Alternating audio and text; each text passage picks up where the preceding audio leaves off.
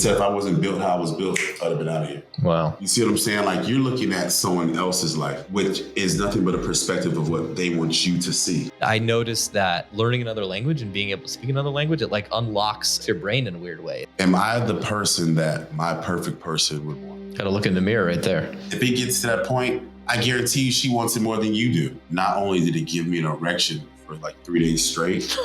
The amount of recognition you're at. How have you noticed that's changed as you've gotten, more noticeable, more recognizable? If we came together, do you know how great and strong we would be? Cheers to that. You know what I'm saying? Of course you do. Welcome to the Inner Confidence Podcast, where we bring you men's dating and lifestyle advice that doesn't suck. I'm your host, Robbie Kramer, and my mission is to help you improve your love life. Tune in each week to learn the latest and greatest strategies to get more dates, make yourself more confident and attractive with the opposite sex in order to meet your perfect 10 and design a lifestyle that makes all your buddies jealous. Just before we recorded this interview, my building decided to have a fire drill. Yes, they still do that for some reason. I guess we're in LA and there's earthquakes and who knows what's going to happen. So unfortunately, we had to push the recording time of this interview back. So if you're watching this, obviously either on YouTube or Spotify or on my site, you'll notice that due to the later start time, we lost natural light. And because my studio is all natural light, the recording will be a bit darker than usual, but don't let that take away from watching amazing content. Lionell is a total beast and you don't want to miss what he has to say. So enjoy. What up, guys and girls? Welcome back. We've got a very special treat interview because I haven't done many live interviews. First one in this room, some other spots, but in the new studio. We're here with Lionell Coleman, who is a jack of many trades. Just on the short walk up from his car to here, I found out he's a professional. He has a professional security company. He's got a bulletproof G-Wagon, bulletproof Lambo. You also sew. Yeah. So, I love using my hands. Male model, influencer, motivational speaker. Yes, sir. So I'm stoked. Yeah, me too. To do this interview because we're talking models beforehand off air and living in LA and it's it's a beautiful thing, but it has its ups and its downs. You know what I mean? All around. Of course. And it's your first drink in 4 or 5 months, so cheers to that. Yeah, seriously, cheers. First drink, man. I've been craving it too. Yeah, I've been trying to drink less, but I've been doing a pretty good job. My wife doesn't drink, so. Okay, that helps. Yeah, it helps a lot. Yeah, especially your wife. They're usually the ones that drink the wine, and you have to drink the wine. Exactly. I save a lot of money too. Yeah. Exactly. So, tell us your story. How did you? Well, you were telling me before about the crazy shower incident and then the surgery, but you were telling me you grew up in Central Florida. Yeah, I grew up in Central Florida. Mm-hmm. In a broad scheme of things, my father was in the military 22 years. I was raised in a very strict family, and both of my parents were fighters. My mom, she did martial arts, and my dad was a boxer. And so that kind of fell in my lap. I did that also. Mm-hmm. Played football, did all those sports. Then I grew up and came out to Los Angeles. I had a friend who his mother is an actress, and they told me, they were like, you need to come out here. And I was modeling at the time. And the next day I booked a flight and I came out here. And things started taking off. But within a little bit of time, a freak accident happened. Wait, before we get to that. So you were basically living in Florida, and because you were telling me before that it was kind of like the crab in a pot syndrome? Crab in a bucket syndrome. Crab in a bucket, yeah. And I'll explain that, real quick, because people really don't understand what that means. You put a bunch of crabs in a bucket, and there's a crab at the top, and crabs are trying to pull it down, not because they're trying to get out themselves, because they know what they're capable of. They know that they can't get out the bucket. They're trying to get that other crab down just because they don't want him to get out. Mm-hmm. So I had to leave from where I was at. I knew I was blessed and highly favored.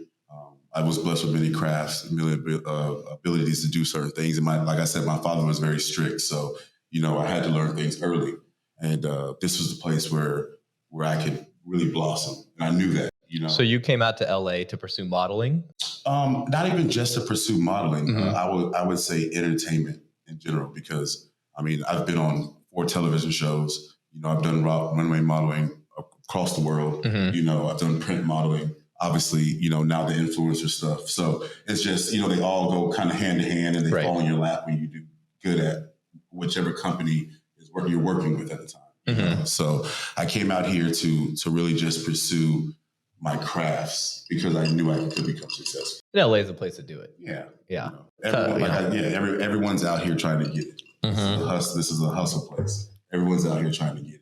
And if you're not, it's going to eat you up and spit you out quick. It is. It really is. Really quick. It's, I mean, I first moved to LA in 2008. I went to school down in San Diego. And just like, you know, San Diego's it's not a small city. Yeah. But it compared to LA, like when you get here, the energy here and just the people doing stuff. There's a lot of people claiming to do stuff who aren't really doing stuff. But there's still like an energy here. And, you know, just being around that, those people, you know, just like how we met. I'm in the dog park downstairs, run into a guy that Ishmael, who's a buddy of yours. And, you know, like him and I, we met one other time because we were hanging out back. And the dude who throws plungers was he's like a big. You told me about that. Yeah. What's his name? I'm blanking on it, but he's very popular. You know, 300,000 followers, whatever, on his YouTube channel, and he literally just throws plungers at a sign. But the videos they stick, and the videos are like, I don't know. There's something about watching those things stick, and just the way that he cuts them and edits them. It's a plunger. It's a fucking plunger, exactly. And my wife recognized him out there, and then that's how we met Ishmael. And then, you know, here we are on the podcast. So it's like that doesn't happen if you're not in LA, or if you're not in like a place where there's interesting people, or, you know, living in a cool place. So, and you know, I explain to people too all the time, like where I'm from in Central Florida.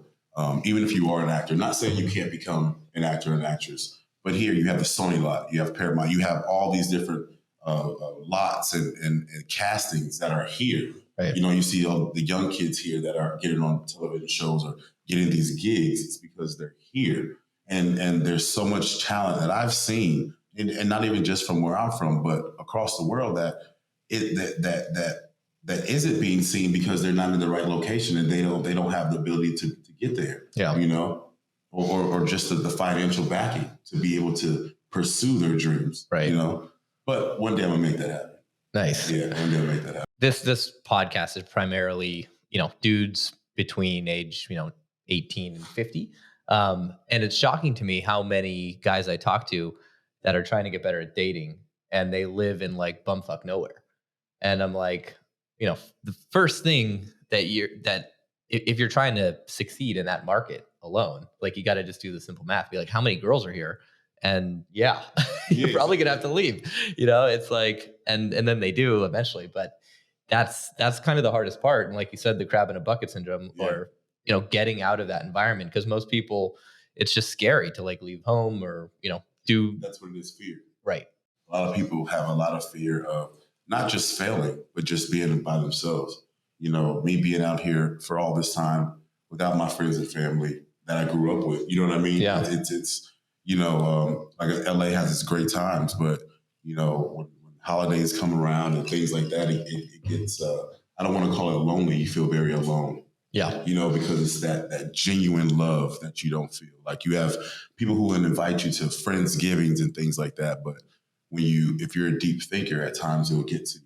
And I've been victim to that. Sure. You know? Yeah. When I lived in Ukraine, you know, that was obviously, you know, none of my friends or family growing up. I made new friends there, of course, but like that, it was around those holiday times, Thanksgiving, you know, Christmas time, whatever, when those connections, when the people aren't there, you just feel that void, I guess. Yeah. Especially when you see other people that have their friends and family there. It's like, dang, like, even though they invited you, you feel that. Right. It's not the same. No, it's not the same at all. It's not the same at all. So you moved to LA.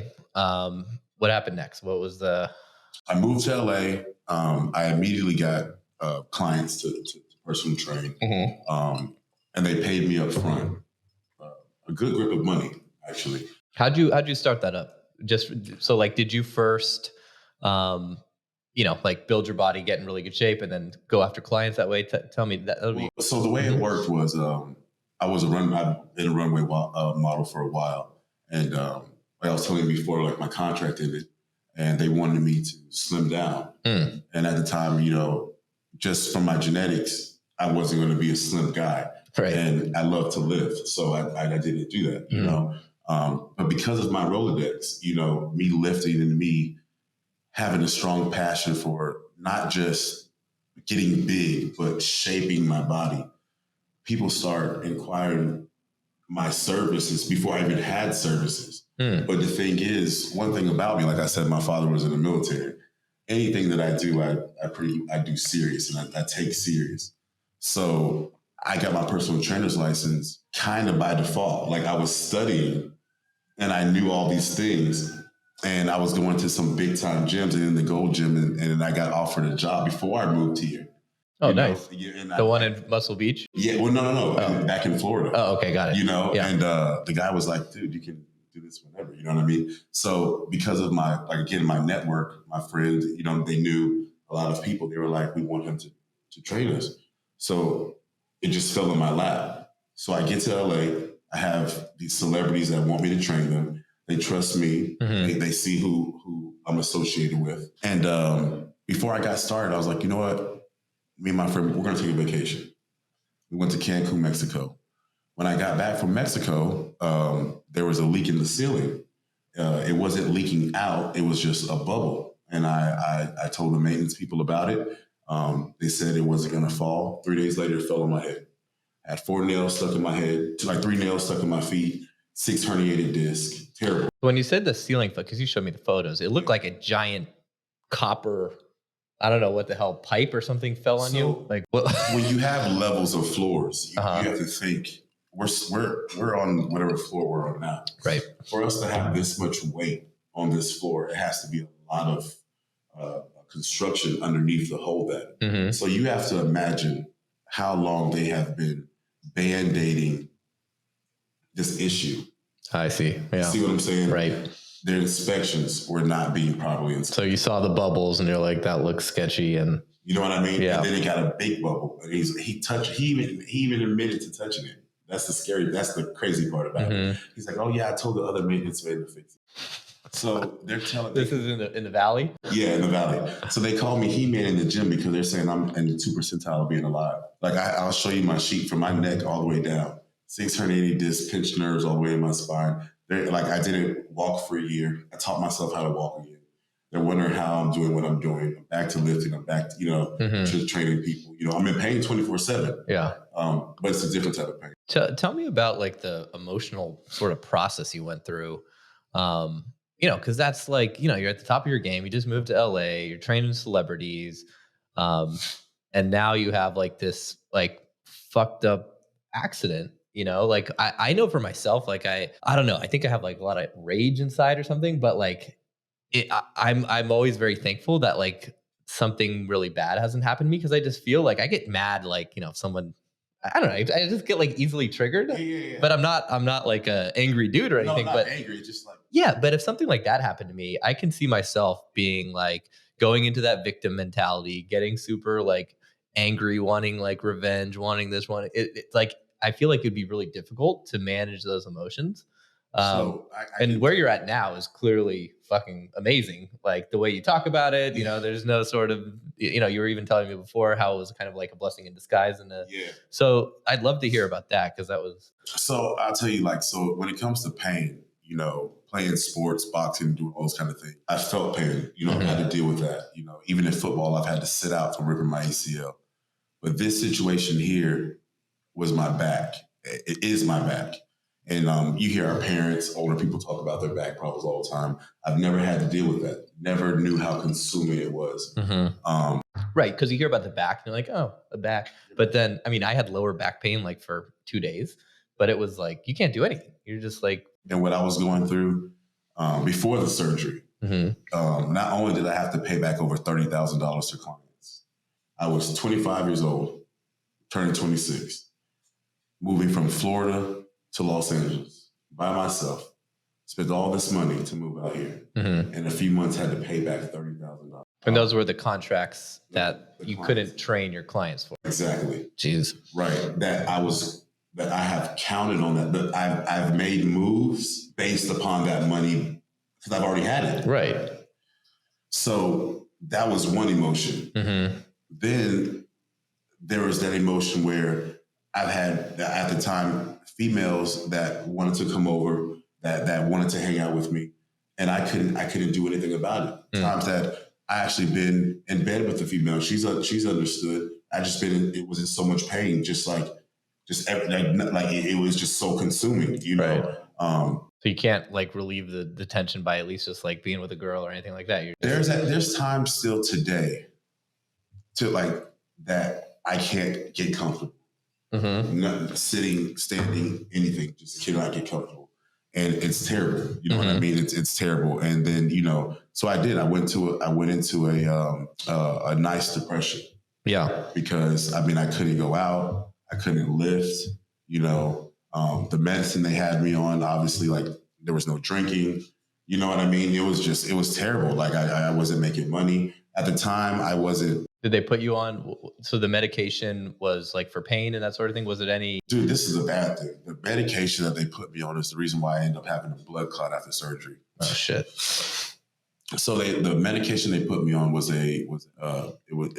for inflammatory and for pain at the same time. But with your blood, it makes your blood like Kool-Aid. So you're supposed to stop taking it for damn near a year before surgery.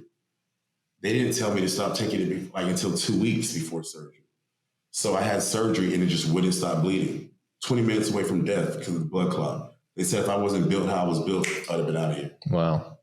You see what I'm saying? Yeah. So it was just like the emotional part was just all around bad. Mm-hmm. Like there was not enough sympathy or empathy in the world to make me feel better. Like, I didn't even want to hear it. You know what I mean? Yeah. How long was that? How long were you in that mental place? So I had two different times. It was like I got into that mental place, but then because of how I was raised, I just tapped into my other crafts, and thank the Lord, they took off for me. Mm-hmm. I told you, like I sew, and I was making bags for celebrities. Neiman Marcus, you know what I mean? So you can't really move, so you start sewing. You know, I learned how to sew when I was younger. Right. You know, I met up with a guy out here who he did it. You know what I mean? He also did it. So we partnered up together. Mm-hmm. But then instead of actually training people, because I'm educated on it, I was really tapping into body sculpting, like really sculpting the person's body. Because most people think it's just the gym, but it's majority of your diet. Right. So I tapped into that part of what people should eat. Okay. You know, so I'm a hustler. You know what I mean? Yeah. So it was just like I got into a state of mind of I'm still going to secure my bag. Right. You know what I'm saying? And when it happened, it didn't. I was able to move. I was just in extreme pain. Got it. I wasn't on bed rest until surgery. Okay. And I didn't get the surgery. So it happened in 2000. It actually fell on me in 2017. Mm-hmm. The surgery didn't happen until 2021 because in 2020, COVID, right? They just shut everything down. No judge, no anything, just because of the lawsuit that was going on, or because like I had to get into a lawsuit because the surgery, everything was so expensive. Like it was crazy in the building. They rightfully so. Yeah. But the judge, they didn't want to speak to anyone because of COVID. Right. So I had to suffer for all those years, and ended up one day I was checking the mail and just completely fell. Scripted. I had an army crawl all the way home. Wow. Yeah. So you didn't say, wow, you didn't have the surgery for 4 years after. So you were just kind of living with the herniated discs and all that pain. I had to because it was How the hell did you stay in good shape? like I told you, I because my father, my parents were very athletic. Mm-hmm. Growing up, fast food wasn't a thing. Like I told you, my father was in the military 22 years. That's rare in Central Florida. I've driven through there. It's fat person build. Yeah, it's fat person build. But how my family was, like my mother respected my father as the man of the house. Uh-huh. You know, he came home from work from the army, and we had cooked meals. Right. You know what I mean? Like the most we ate out was like if we went and got some Popeye's chicken in a bucket and went by the river. Right. Like there was no McDonald's. There wasn't any of that. So I never really craved it. That's good. And anytime I ate it, my stomach was just messed up. You'd just feel completely, bad. It was just, so staying in shape wasn't hard because of the diet. Right. You know what I'm saying? And then obviously I was able to walk and stuff like that, so I was able to. You already had the lifestyle of a healthy I was able person. to pretty much maintain. Yeah. I wasn't hard and shredded like that, but I didn't get too far out of shape. Interesting. What I mean? Yeah. So that's how that part went. And when I finally had surgery, oh man, that was terrible. I mean, they didn't treat me right at that hospital at all. We're still going through it. And I will say it was Los Robos. They had me on an IV machine. They only had three wheels on it. Supposed to be one of the best hospitals in Beverly Hills. And I walk in there and, apparently they don't like people of my kind in that hospital. Oh, it's like that over there. Yeah. And I actually walked in there and our older person said, what is he doing here? It's a hospital with old money. So it's like Beverly Hills, old. Exactly where it was. Right. And everybody in that hospital, they pretty much live in plantation homes. Wow. That tells you what their lifestyle is like. Totally. So they're looking like, why is he here? Why is he not at the entertainment hospital with all the other young and rich people? You know what I'm saying? So they didn't treat me right in there at all. It was a mess. It's definitely, when the documentary comes out very soon, you guys will see how much of a mess it really was. And because it was COVID, I had no visitors. Oh man. I feel like I was in feds. Dude, I feel so bad for all the people that were in LA during COVID. I was in the best place on planet Earth. Yeah. I was in Kiev, Ukraine, before the war. And for me, I was single at the time and all the nightclubs closed. So my, party pad was turned into the best nightclub. And no one, you could call the restaurants in Kiev and be like, hey, party of 8. Are you open? They're like, no, but come around the back door. We'll serve you. So it's but LA, from what I've heard from all my friends and so it was just like hell, lockdown central, couldn't do anything. And so, yeah, that's locked. So you're dealing with that. It's COVID. Dealing with COVID. Luckily I didn't have it, but I mean, all I had was a freaking small television up there. Mm-hmm. A little apple juice box. They come in and ask you what you want to eat for breakfast, lunch, or dinner, and it's just these little sandwiches. I couldn't lay on my back, so my hips were killing me. They were raw, dude. And so you had to sit up the whole time? No, I was laying on my hips. Oh, on the sides. On the sides, okay. And I literally had to piss in this urinal thing. Yeah, the bedpan deal. Yeah, it was, dude. I never in a million years thought I would be that vulnerable. That I couldn't do any, you know what I'm saying? That I literally had to have someone wipe my butt. Oh wow. So you couldn't get up at all. Fuck. At all. You seen the scar on my it's from my ass crack almost halfway up my back. Mm-hmm. You see what I'm saying? And fresh out of surgery, I couldn't move. Right. You know what I mean? It was terrible. And got out of that. 3 days later, had to get rushed back to the hospital for a blood clot. And they said if I wasn't built how I was built, it would have went to my heart immediately. Mm-hmm. Ironically, what saved my life the initial injury is why I'm hurting now as we speak. There's not a time in the day I'm not hurting. Mm-hmm. The level of pain is different, but there's not a time in the day that I'm not in pain. What saved me is they said there's muscles around your spine that, like I said, I'm in the 2 percentile of being alive for what happened. 2%, the human population. That suffers all those, an accident like that, or you look at my sheet right now. Anyone who looks at my sheet would say this person's a corpse. Wow. But there's muscles around your spine that most people never ever work. But it's because I did so many different things. You know what I mean? Right. That's what held. You see how long my scar is? It would have snapped you in half. Sure. But my muscles. So your spinal cord was okay, and all the muscles around there kept it. Now I say my spinal cord was okay because you see where that surgery is at? That's where it was breaking. Wow. But as it got up, it held it together. Right. Now, the reason I'm in pain now is because all the muscle I have is weighing on that. I see. Yeah. You see what I'm saying? Right. So it's like before it was a nerve pain. Now it's more of the incision and a sort of a deep pain. You know what I mean?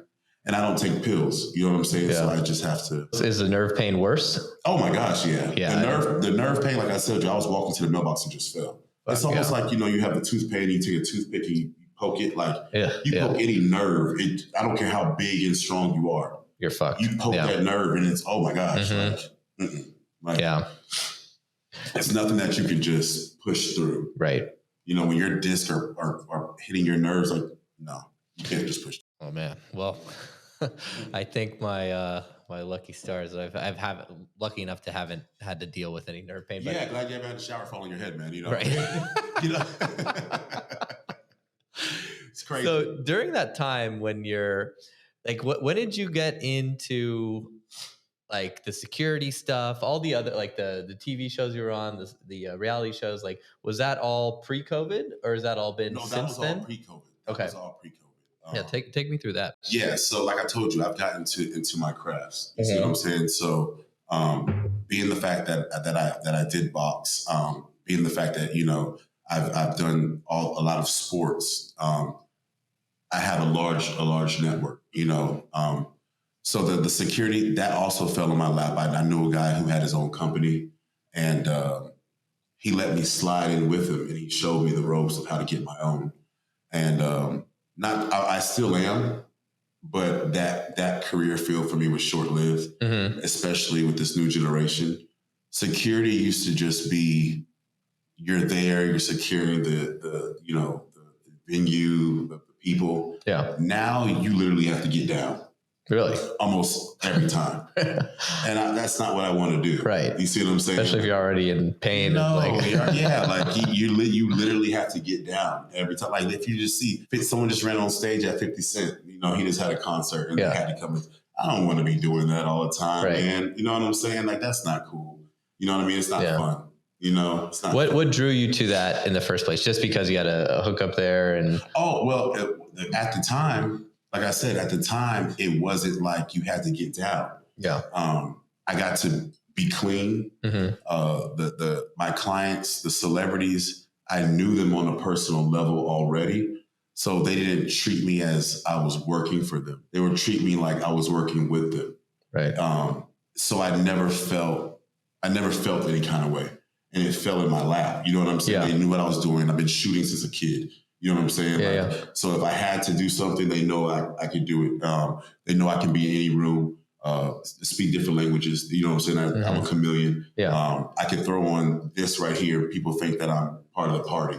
Right. But I'm not. You see what I'm saying? You know what I mean? So like it was one of those things that my clients knew that I was the perfect person to be an eye in the sky, like people wouldn't be looking at like, oh, there's security's over there. Security is one of the, like, as you're saying, a lot of people think of it as like, oh, a security guard, or like security. And there's this, I don't know. I don't think people understand the level of depth, especially when you're working events with celebrities and people like that. Cause you have to blend in. You got to be able to read the room. You got to be cool and not look like security, but still like be ready in case something happens. And the guys that are huge, they want them to look like security. Right. For that fear for people to say, oh, there's security. But then you have some people out there who think they're badasses, you know what I'm saying? And like they try to sneak around or whatever. And that's where I come in because I'm not from LA. Right. Where I'm from, the street that I'm from, it's one way in and one way out.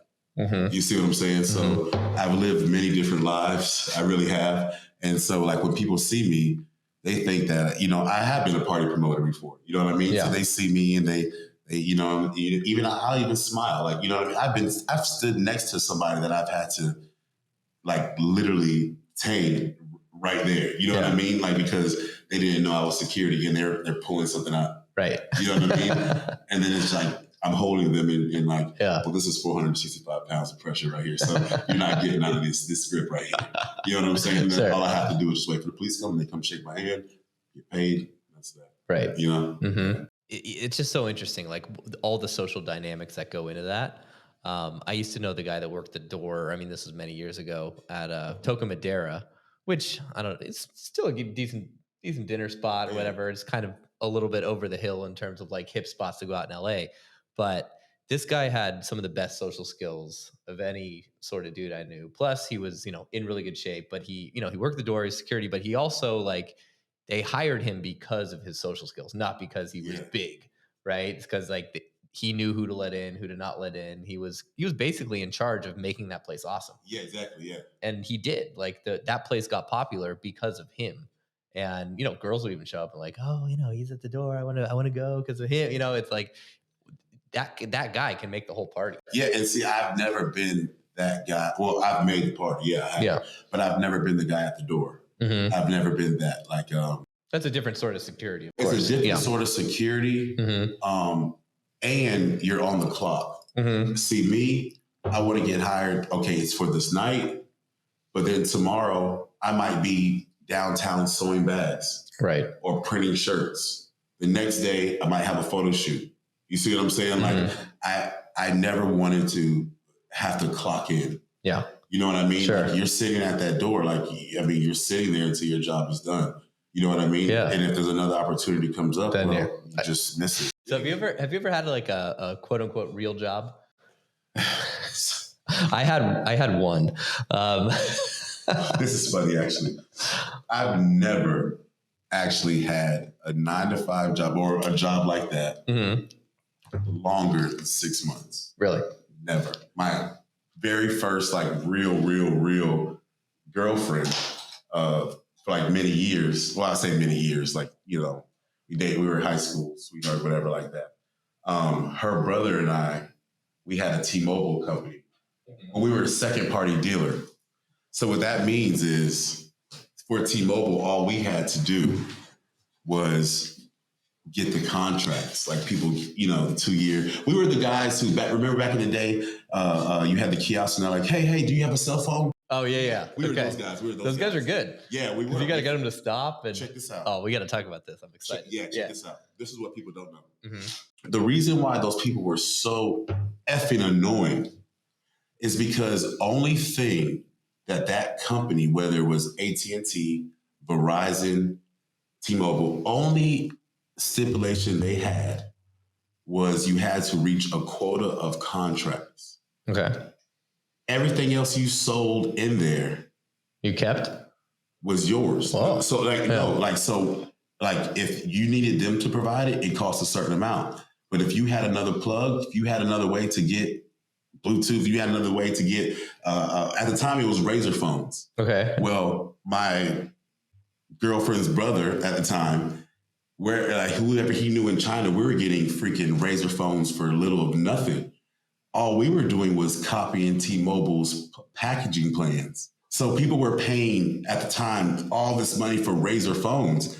That was our money. Wait, so walk me through that. So you get the phones from China for nothing, basically. And then you'd be at the kiosk, T-Mobile kiosk. So you're selling them a plan, but you're making money on the phone? So we get a percentage off the plan, obviously, like a commission, right? Right. And they're signing like a 2-year contract at those times, right? Yeah, 2-year contract, whatever it was. But then the money comes in because they have family plans. They want to add this person, they want to add this person, they want to add this person. But then they're also buying the phones. Okay. So then we had like a package, like whatever. So I'm these phones, like we're literally getting them for like $40-$50. Like, you know what I'm saying? Yeah. People are buying them for like $400. Nice. And you're keeping them. It was ours. Yeah. Like it was, it was your phone. It was not a T-Mobile phone. Oh, okay. It was Motorola. So that makes sense now, because I always wondered. I was like, the guys working those kiosks, those are like legit salesmen. Like they're out doing this for a reason. Got it. Because they're like, we're making 1,000% off these cell phones. Like the contract, and now everyone has a cell phone, no matter what. But at that time, people didn't have contracts. Mm-hmm. They had prepaid or like whatever like that. So we reeled them in and got them to, you know what I'm saying? Yeah. And got them to sign up on a contract, and they wanted the phones. Their kids were there, and that's where the salesman part comes in, about the phones. And how did you like, what was the training like for that? The reason why I ask is I've done a shitload of sales in my life. A lot of those sales have been like approaching women. Which is effectively the same skill as working in a kiosk to try to sell someone a phone. It's not that different, right? It's so like, how did you, did you like, because I never felt like I was a natural salesman when I think I was maybe a junior in college or something. And I was like, I hope I never, ever have to have a sales job because I don't know how to sell shit. And then by the time I was like a senior and starting like graduating, then I got into like all the dating stuff and approaching women. And then I realized, all right, if I'm not a salesman, I'm never going to make any money. I'm never going to be able to like pick my own destiny. And I'm like, I saw the importance of that skill. And I saw approaching women as a way to like build that skill. Cause it's like, you're the product, you're going up. Yeah. You can either sell yourself or not. And see, with me, like how I was raised, you know, let's be honest. You know what I'm saying? Racism is still going on today. And where I'm from in Florida, it was heavy, right? Yeah. But one thing about me, you know, like I said, I lived many different lives. My father being in the military, I was always the new kid at the school.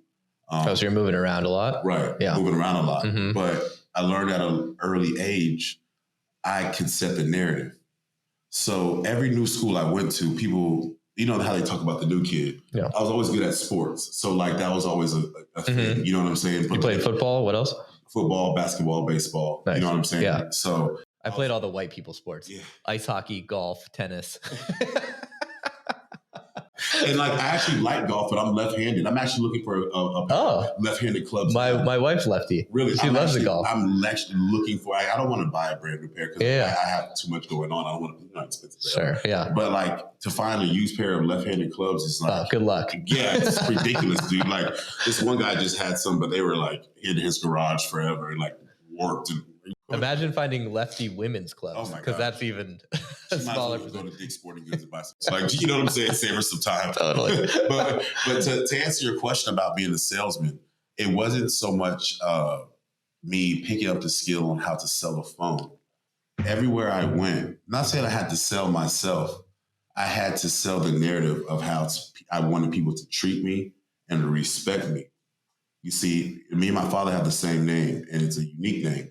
But not only that, it's just like when I say treat me is because of opportunities, like you get left out, you know what I mean? So it was kind of a natural, you know what I mean? And especially when I speak to women, me and my mom look, I mean, we're almost like twins. And my hair used to be long in braids too. Oh, really? Yeah. So like we look, I'm very in tune with women. So when the family comes up, I initially speak to the man. Like my father was in the military. I speak to the man. I give him the acknowledgement that I respect that he is the man of the family. Then I go and tell him to check things out. While he's checking things out, I don't go to the wife. Now I go to the kid. One thing about me, I'm really good with kids. So I'm talking to the kid, like, what do you like? Do you think your parents would buy you this and that? So now this entire family is consumed around this kiosk. Right. You see? And what is the wife doing? Looking at what she likes. Now she's not thinking about a plan. Right. She's looking at this pink Razor phone. Okay. And now this kid is looking at me like he wants to be me. Even though I wasn't always, I was pound for pound my entire age. So he's looking at me, I'm in the suit. He's like, I'm talking to the kid. Now I go back to the husband. I don't speak to him regular. I act like I'm pulling him to the side. You know what I'm saying? Like, sure. You talk to him like that. And next minute, you reel them in, reel them in. Then he's like, well, my brother needs a phone. You know what I'm saying? Like that. Dude, that's fucking good. You know what I'm saying? Because if you look at plans with even now, I mean, you buy a single plan, it's one. You buy two or add a line, it's one.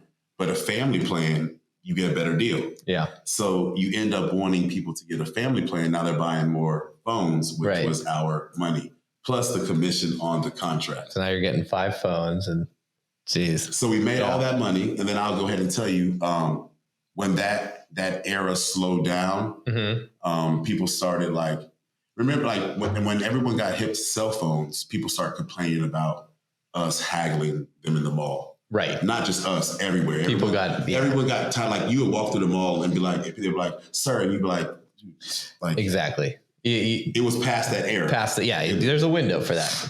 Right. So and when you got that job, did they teach you that, like, that pitch? It was me and him. Yeah. Okay. There was no pitch. It was me and him. So you guys came up with that whole sort of technique and spiel. This is all it was. Yeah. He had a friend who worked for T-Mobile. Mm-hmm. The T-Mobile, I guess, somehow presented they wanted to be in malls and you could be second party dealers or whatever. He came to me and was like, "Listen, this kiosk, we can pay it monthly." Mm-hmm. And it was rent. It was you pay to own. So we end up. So you're just paying the rent on the kiosk, and then we end up owning it. Oh wow! Okay. And then when that era ended, we realized it was ending. We sold it for $250,000. Oh, amazing! Yeah, fuck, $250,000. So that kiosk, and it was actually turned into a piercing, the earring, the gold place. Yeah, that's who bought it. Oh, okay. Wow. Because it wasn't just the wood kiosk; it was how we made it and the location of the kiosk in the mall. That's a big thing. This was Florida? Yeah. Okay. If you have a kiosk, but you're in the back of the mall where nobody walks. I mean, we were in by the food court where everything was popping. Right. You know what I'm saying? We in suits, we looking good, young. You know what I'm saying? Like you have to walk past us. Right. Lights and stuff. We had the razors at the time. Yeah, like you were doing good. Dude, sidekicks. It's so funny because it's like I would walk by those kiosks and I knew, right, that it's like I'm a good salesman because I'm easily sold, right? I call myself like the biggest pigeon ever, right? So like, but I don't know, maybe the guy was just blowing smoke up my ass. He told me like to be a good salesman, you have to be easily sold because you got to be able to convince people and be convinced. But I knew I'd walk by and I knew they'd say something and I knew it's like I saw it and felt it happening and it's like I couldn't even stop it from happening, right? And I was like, okay, whatever. And I tell my clients that too. I'm like, even if you're, spitting game at a girl and she knows you're spitting game, it's still going to work because it's like she wants what you're selling, She wants what you're selling. And with me, like you said, you're easily sold. My parents used to tell me before I even knew prices of things, if I went to an aisle and they say, "What would you want?" and I picked something, they say it was most likely the most expensive thing. Mm-hmm. Not saying that I've always had expensive taste. I've always had taste in quality things. So I'm not easily sold because I know what I want. But if you show me something that I didn't see before, and I want it, you sold me. Right. Like when I bought my G-Wagon, the guy kept trying to get me to get the G. It's AMG, dude, and you're saving this much money. And I'm like, dude, I came here with a cashier's check for a G-Wagon. Right. You're not selling me anything. I tell people, they have these shows about people selling these multi-million-dollar homes. Mm-hmm. You go to Rolls Royce, you buy a Lamborghini, you get a free shirt and a hat, by the way. But you go to these places, those people aren't selling them. Somebody buying a $50 million home, you didn't sell them that home. No. Okay. You showed them that home. Right. And they decided if they wanted to spend their $50 million on that. Mm-hmm. You didn't sell them anything. The product sells itself.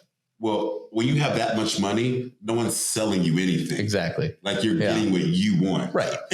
Like you're not going to convince me that this closet is good enough for me. Right. I'm spending $50 million and it's not.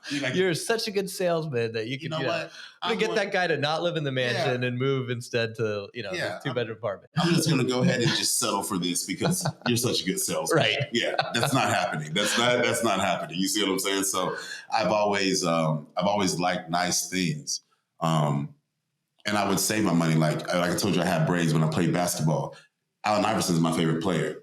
All my shoes, my bands, everything was Iverson. Mm-hmm. So I would save my money to get that. So no matter where I went, I don't care if it was a shoe store, I don't care clothing. Somebody could try to sell me something. It ain't AI. It's not. It don't got a number 3 on it. Right. I don't want it. You know what I'm saying? Yeah. That was me. But on the same time, when it came to being the salesman, I knew that if a person said no immediately, what kind of person they were. Mm-hmm. If they gave me 3 seconds, like Jordan Belfort, like he says in Wolf of Wall Street, he goes, whoever speaks first loses. Right. So when he asked that guy, and the guy, he was quiet for a second. He had to ask his wife, he got him. Yeah. See what I'm saying? Right. He got him right then and there because he didn't say no immediately. He thought about it, mm-hmm. and then he spoke. He lost. Right. Because now your brain, because now you want it, but you're thinking of what can happen if can I not get it, but I can get it and I like it. But what is my wife going to say? Well, that's when the salesman comes up and says, hey man, who has the cojones here? Right.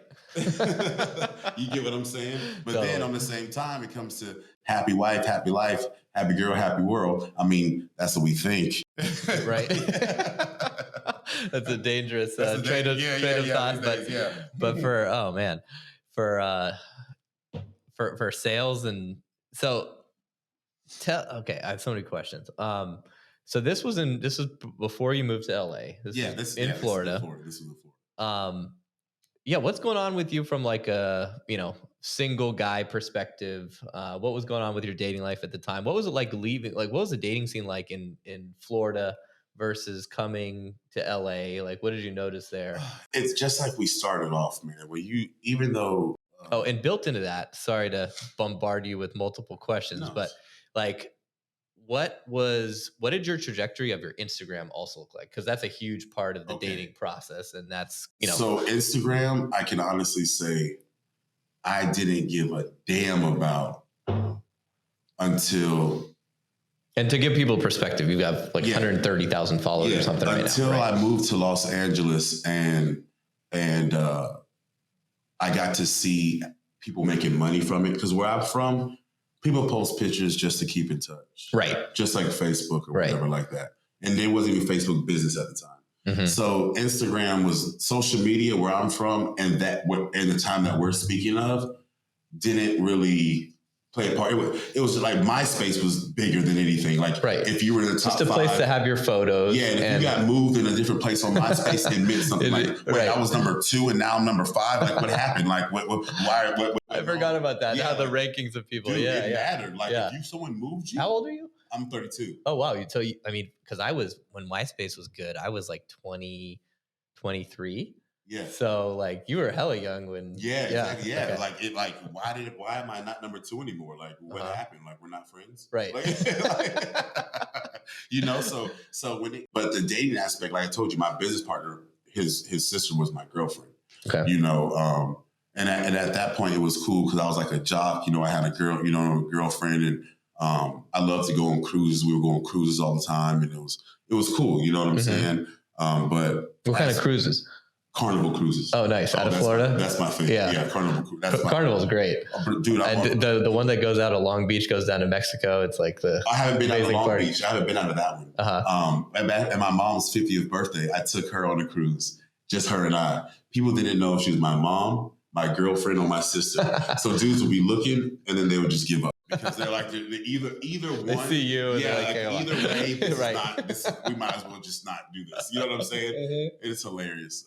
It was hilarious, but it was great. Just my mother and I, So to get back to your question, social media didn't get really into my life and involved until I came to LA. Yeah, I came to LA.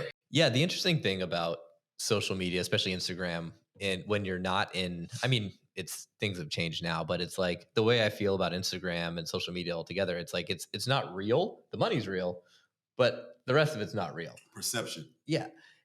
But when you're in like the situation you described, it's just like a way to stay in touch with your friends and share pictures. It's almost just like an online album, right? But then you come to LA and it's like everything like your business runs through Instagram. Your visual it's like resume. That's what I tell people. Instagram these days. This happened last week. And this sounds so, I'm not a millennial, but this sounds so millennial. Instagram sent me an email. I went to log in. I post the same thing at 5 a.m. for the past almost 10 years. 5 a.m. is going to make you a legend. Yeah. I posted. Some people think I have an alarm, but I don't. but I believe in that because, they say you get 24 hours in a day. Yeah, there's 24 hours in a day, but you don't get to actually attack those 24 hours in a day. And obviously, we've heard Muhammad Ali talk about it, Denzel Washington talk about it. We all know, you're supposed to sleep this much time, you eat this much time, you drive this much time. So how much time do you actually have to work on your craft? Yeah. Boom. We already know about that. But I will say when I got here and I seen how people were making money from their visual resume. Yeah. I seen that they put out what they wanted you to see. Right. So I was confused at first because I did so many different things. And it was only way that I would make money. It was engagement. You go to my Instagram now. I mean, if you out of 10 pictures, there might be one that doesn't say paid partnership. Mm-hmm. Like right now, I'm nothing but billboard. Got it. I'm nothing but advertising. Yeah, I noticed you're selling the athletic gear and stuff like that. I mean, so you're monetizing it. Yeah, definitely. Yeah. Because one, it's I can pull it up here. So. Yeah, we can be honest. It's toxic in a way where, because it's nothing but highlights. If you're not monetizing, you're just showing your highlights. Mm-hmm. And everyone who tries to relate or knows somewhat of you, they want to live like you or do what you're doing. And if they can't do what you're doing, they tend to have FOMO. Right. See what I'm saying? Fear of missing out, when you're really not missing out on anything because it's your life. You see what I'm saying? Like, you're looking at someone else's life, which is nothing but a perspective of what they want you to see. Right. What goes on outside of these pictures, you have no idea. You know what I'm saying? Like this picture. Right here. So take us through these. And this picture right here, mm-hmm. I'm holding my son. Yeah. I was in so much pain. Really? Mm-hmm. I was in so much pain right there, holding him. Mm-hmm. He just turned 4 on August 6th, but he's huge. Like, this kid is so tall. Yeah. Yeah, he's huge.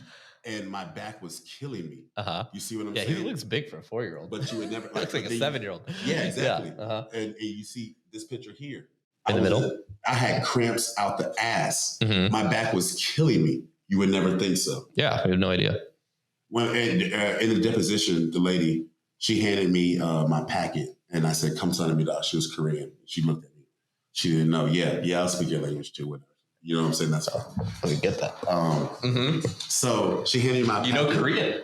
Yeah. So, cause my dad, he did tours, and he, like I said, he's all about learning, and it was I had my childhood. I hate to say it. How many languages do you speak?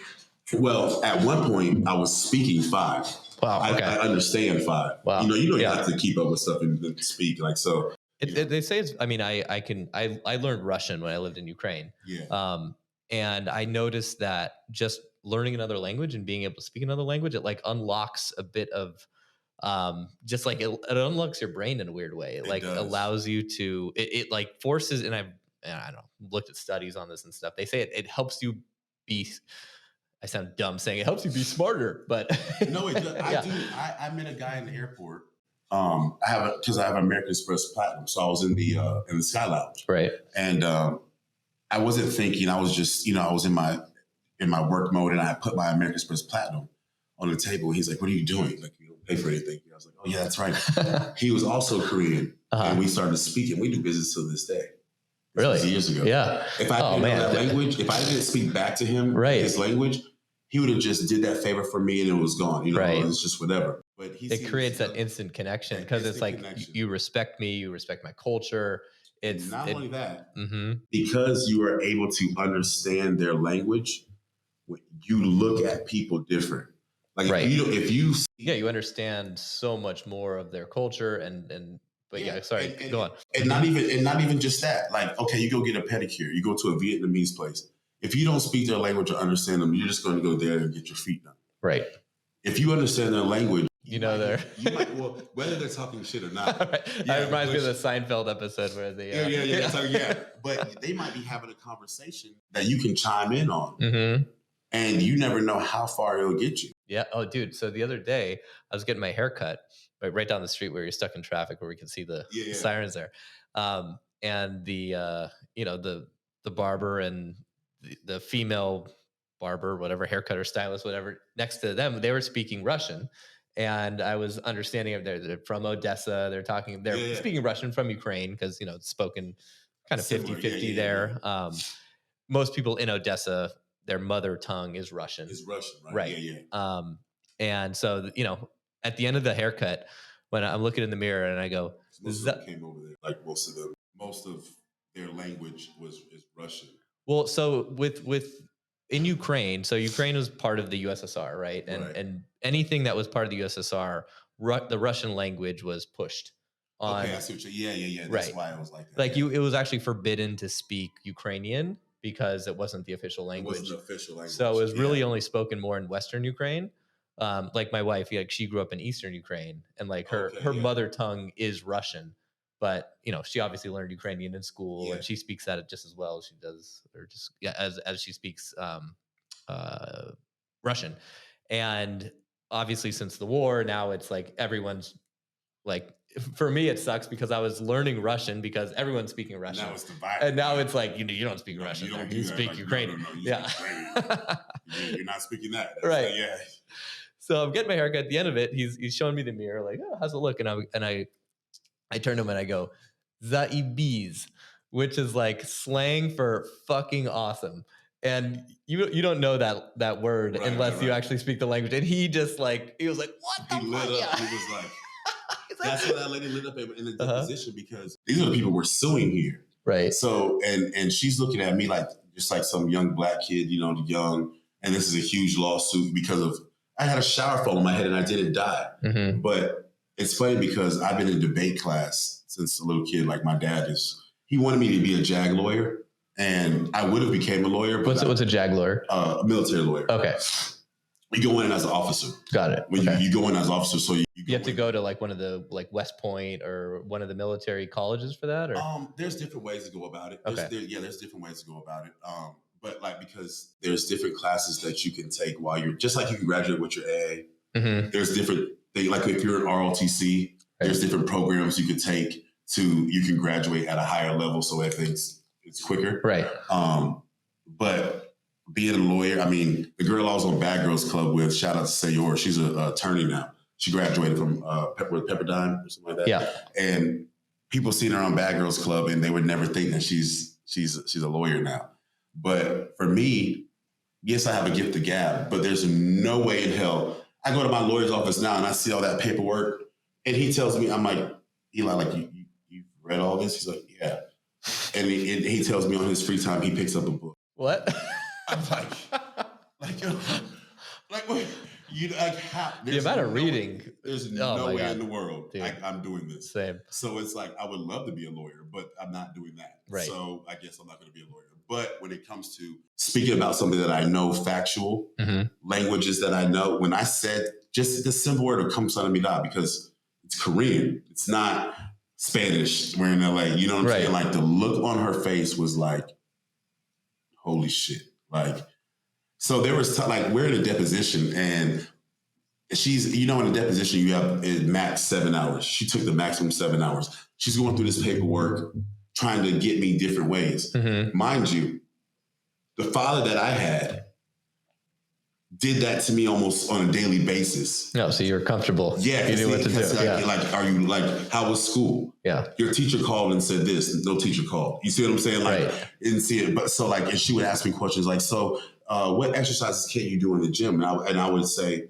instead of just answering her question, I said, and I'm a master trainer. So I would say, well, in the physical therapy office, I said, there's free weights. And I said, there's machines also that are in almost every gym. So what are you really asking me? Next question. Right. Because they just shut up. You know what I'm saying? Because what you just asked me is redundant. Right. Because in physical therapy, they have me doing the same workouts, just at a different level. You didn't ask me what level that I was doing the machines. You didn't ask me how far I was doing, how much weight. You asked me what can't I do? Right. Well, the things that I can't do is on that paper. It tells you I can't put anything on my neck. It tells you what I can't, if I can't bend over and pick up. Yeah. So you're asking me about machines and weights. Well, you lost that one.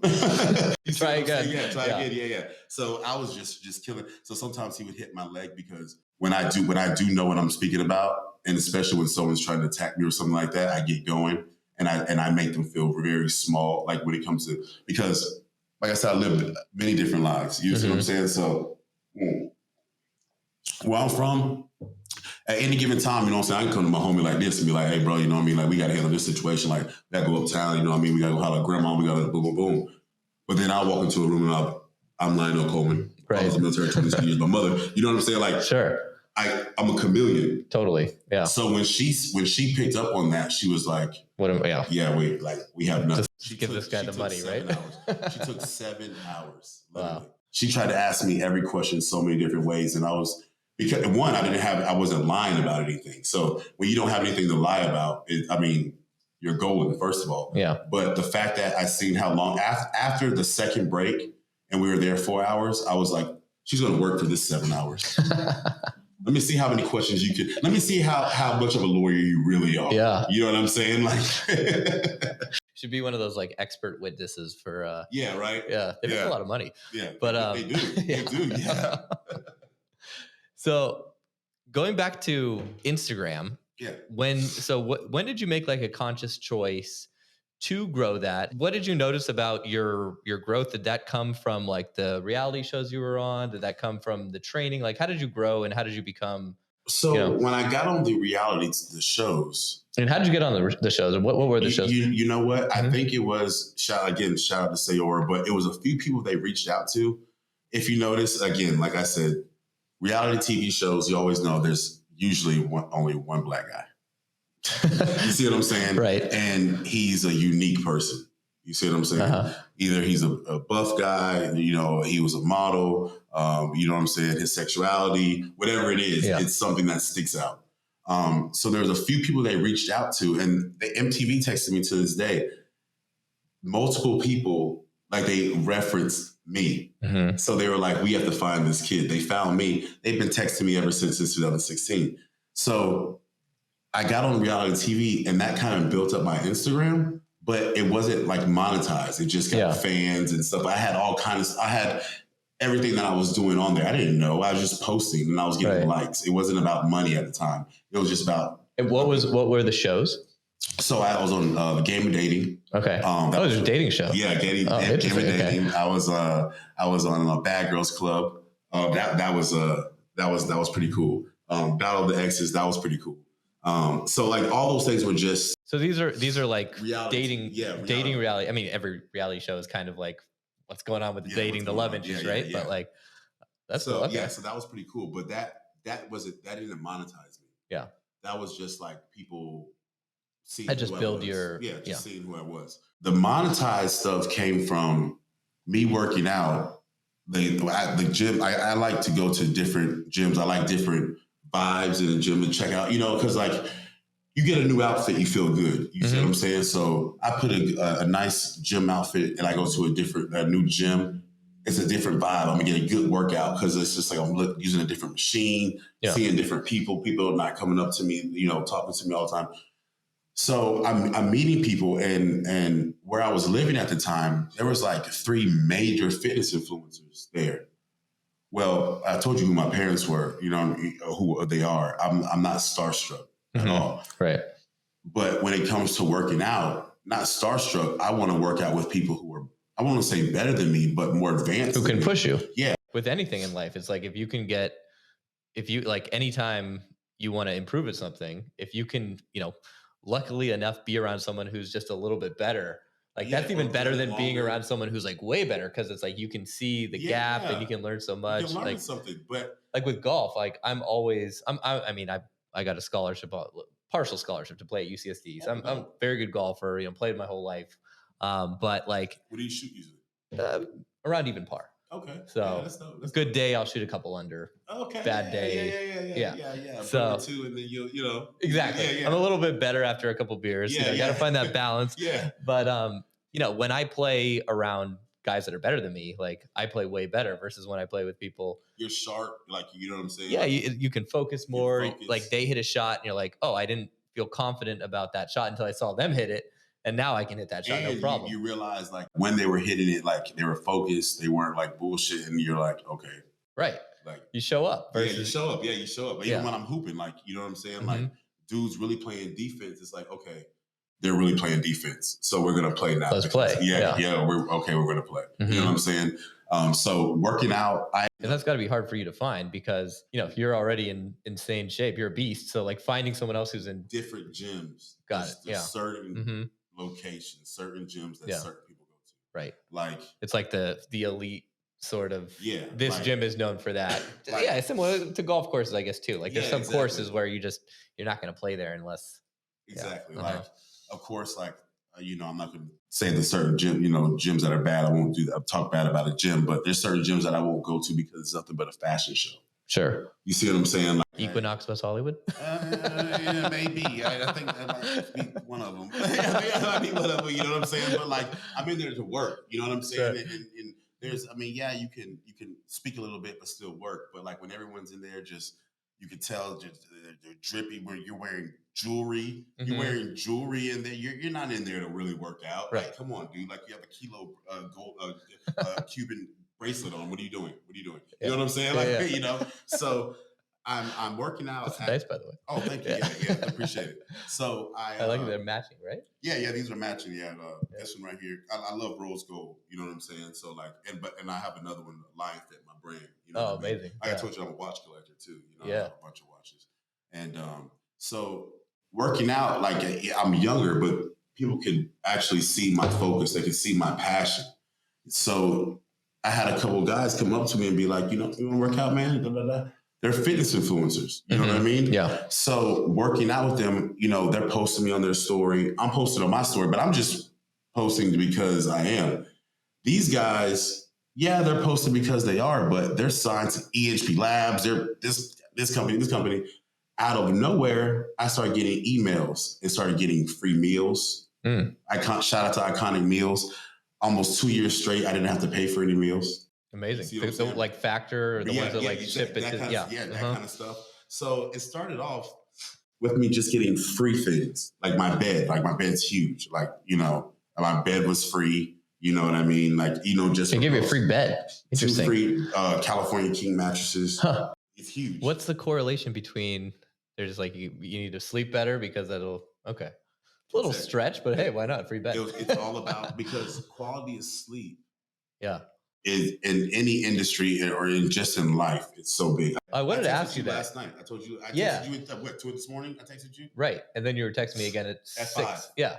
So that's what I wanted to ask you, especially as are you single now or? Yes. Okay, so as a single guy, it's really difficult to do the early sort of wake up thing for most guys because they're going on dates or they're going out on the weekend, they're drinking and they're doing the partying stuff and they're trying to meet girls, and then that is a huge conflict to waking up at 5:30 and hitting the gym and beast moding and growing your business. And it's one thing for, a lot of these married sort of, easy for someone like Jeff Bezos to say wake up at 5:30, get that money, whatever. But you got a wife, you're not trying to get out there. You're not trying to meet people. You're not trying to be social.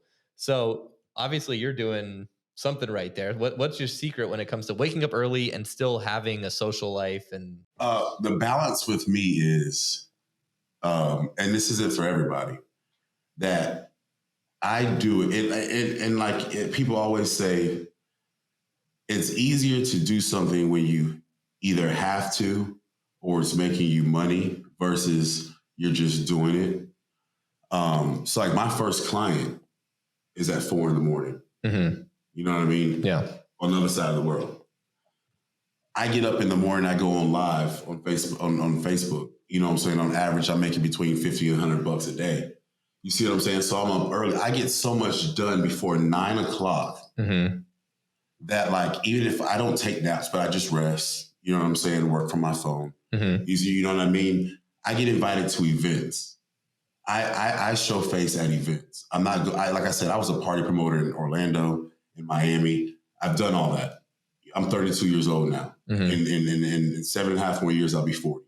Yeah. You know what I mean? Promoting you're at the, I did some, I was never a promoter, but I was telling you before on the call that I was basically running model houses with a bunch of promoters.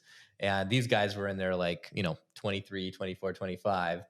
And at the time I was 30, 31. And that's being a promoter, right? You don't have a very long window. It's like being a model, or being Those nights are going to catch up to you. Yeah, those nights. Sorry, guys, that I'm sniffling. It was a hurricane here. It wasn't very big, but then I went to Florida to visit my family, and it was a hurricane as well. You see what I'm saying? Then I came back here, so my allergies are a bit messed up. That's why I'm sniffing a little bit. So excuse me for that.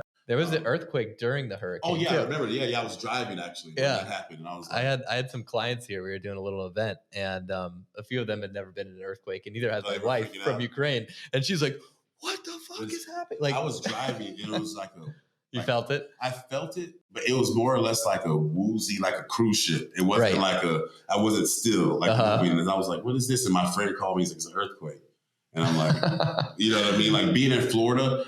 Mother Nature, like not saying California hasn't had some bad earthquakes or whatever, because I haven't lived here that long to experience something like that. But Mother Nature has hurt Florida, Louisiana, has hurt us so bad that small stuff like this, like I don't really entertain. Nothing. Yeah. I don't entertain it. Like I don't even like, they said it was an earthquake. I was like, all right, I gotta get back on the phone. Yeah. You know what I mean? Like I'm still driving. Right. It's nothing. You know, so, but it messed up my allergies a little bit. But to answer your question, this is the biggest thing. And social media, I'm going to say this because I've been wanting to say this. You asked me what my secret is, right? I had a very good conversation with a lady friend, and she was like, she's seen older people. She sent me a meme, and then she's seen an older couple, and they were just laughing, you know, doing their thing. And she was like, I want to go up and ask them what's their secret. And it was very simple for me. And I broke it down for her. And I could break it down right now, but it would take a little bit. Their secret is I told her, I just said, I broke it down into social media. Mm-hmm. But I said, they didn't have, and her answer was, well, we should be more of adult to not let certain things affect us. I said, but that wasn't the topic of discussion.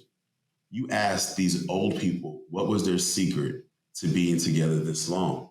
I said, today's world, look, you know how many contacts you have? I texted you at 2 this morning. Mm-hmm. Your wife could have assumed it was someone else. Even if she didn't, if she would have said, who was that texting you? Even though it was on D&D, if it wasn't, she would have woke up, you would have woke up 2 a.m. in the morning. Regardless if it was me or not, that you can't tell me that feels good to anyone. That your partner is getting text messages at 2, 3 in the morning. Mm-hmm. You want to ask, who's texting you? Mm-hmm. You see what I'm saying? Right. It's always that question is going to run through. Yeah. So those old people's secret is that they never had to have that emotion. They never had to ask those questions. If you go through that wasn't DMs, part of their bullshit. You go through my DMs right now, mm-hmm. men and women sending me raunchy stuff, mm-hmm. negative stuff, positive stuff. But at the end of the day, they never had to go through that. Yeah. They never had to have that emotion of somebody is trying to get with my partner, because if you didn't work or live around that area, go to the grocery store, you didn't see anyone else. Right. Yeah. That was their secret. It's a lot easier. Yeah. So what my secret is, mm-hmm. it's not even a secret. It's something that I'm learning, and I want to become a better man every day. And this is what I asked myself. I said, Lionell, what is your perfect person? And I can write it down or answer it to myself, right? Mm-hmm. And then my next question is, am I the person that my perfect person would want in their life? Got to look in the mirror right there. See what I'm saying? Yeah. We can always say what we want from a person, but that person right there, are we that person that they would want? Right. That's, I mean, I say that to, on this podcast all the time. I say, you want a 10. Are you a 10? Can you look in the mirror and say, am I a 10? Right? Like, you get what you deserve.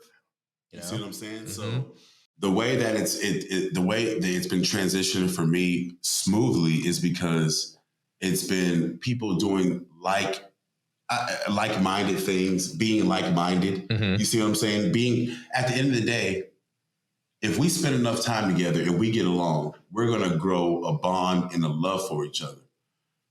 But then you say, you know what? We're such good buds. Let's live together. Mm-hmm. We end up living together and end up whooping each other's ass and never talking and speaking again. Why? Just because you have that emotion doesn't mean you're compatible. Mm-hmm. So the secret is finding someone you're compatible with, not just attracted to. Right. You see what I'm saying? Sure. That attraction and that love is just an emotion. But when you're trying to date, I mean, I don't date to break up, like, or just get with someone to break up. it's longevity. Are you compatible with that person longevity? Or is this just lust? It's just blissful? Attraction and lust, and it's blissful for the time. Yeah. So that's my secret. It's like I don't rush. I'm not trying to rush anything. And I mean, let's be honest. It's about to be 2024. Women used to be more standoffish. Nowadays, women are going after what they want. What I noticed in 2017, right before I moved to Ukraine, I like I said, I was running around with those promoter guys, managing model houses. Like we had model houses in New York, Miami, and LA, and they had a standing table at 5 nights a week, One Oak, Hooray Henry's, all the any night of the week, basically, I could just show up to a club, and it would be 10 models, 2 promoters, and I just roll up. Yeah. And I learned pretty quickly that anytime I tried like spitting game with the girls, anytime I tried to initiate anything, it was just like, no. Yeah, no. Fuck it. But if I let them chase me, right, and I just let the ratio work in my favor, because I'm already at in a situation where it's like 4-1 women to men, then it's like, here we go. And that was so different than what I experienced, like kind of growing up. And when I, moved over to Eastern Europe, like if the man goes and he pursues, right? But here it's like everything's reversed. It's like the women they're kind of chasing the guys. They're looking for the high status guys, and they're going after those guys. And the second they feel like you're going after them, they're like, oh, you're a loser. And it's like it is a double standard. But after you hit 25, you ask a woman, or even 30, you ask a woman, from a financial standpoint, like, who's worth more? You know what I'm saying? Like at 35, financial standpoint in this world, who's worth more, a man or a female? Like when you're aging, a woman's clock is ticking. Boom, right. Boom, boom, boom. So I had to realize I'm not in my 20s anymore. I'm not just, I'm 32 years old. The females either that I'm attracted to or that are attracted to me, they're looking for certain things. They're not just looking for a good time. Some maybe are just in that world just looking for a good time, but then you look at where are you that person? The women your age. Yeah, exactly. Where are you that person's just looking for a good time? Right. It's probably at a club, or, exactly. You know what I'm saying, or some kind of like venue, whatever. You know what I mean? But somewhere serious or going throughout this life, you go to the post office. I'm talking about just places where you're handling your business. A female will see me, 32 years old by myself, handling my business. She sees something in me. You know what I mean? And if I'm attracted to a female, I have a way where, it's not, oh, you're sexy, you're beautiful, whatever. No, it's not just attracted to her by her looks. If you're attracted to somebody, I feel like before you should even approach them, not be a creep and just stare at them, but what are they doing? What are they wearing? How are they moving? Can you see what just made them smile? And I hate to say it's a game or whatever like that, but if you see she picked up a certain scent, and you're in the mall and you're in the fragrance section, and and you walk past her and you say, "Excuse me, ma'am, do you think that would smell good?" She doesn't know that you just seen that she smelled that.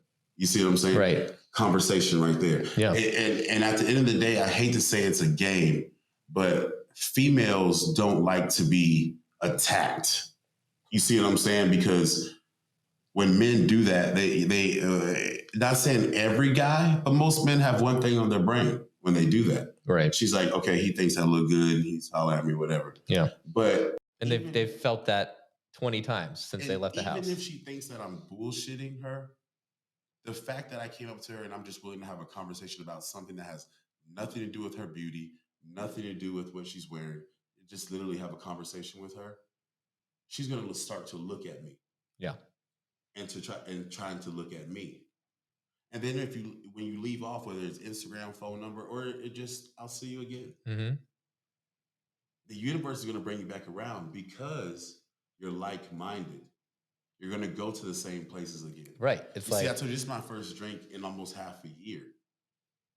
A female who lives the same type of lifestyle as me, we're going to be going to the same places. I've met females, and nothing's come about it, that I eat lunch by myself all the time. I love sushi. I see females that are on their shit that eat by themselves for lunch all the time. And now we're not strangers anymore. You know, now sometimes we sit next to each other at the bar. Nothing comes about it, but we sit next to each other and we have a conversation. We converse about whatever was going on in our lives. Right. You see what I'm saying? So it's more or less finding somebody that you're compatible with, you know, not just attracted to. Yeah. You know, because that's just an emotion. Yeah, exactly. And I mean, there's a lot of gold in what you just said.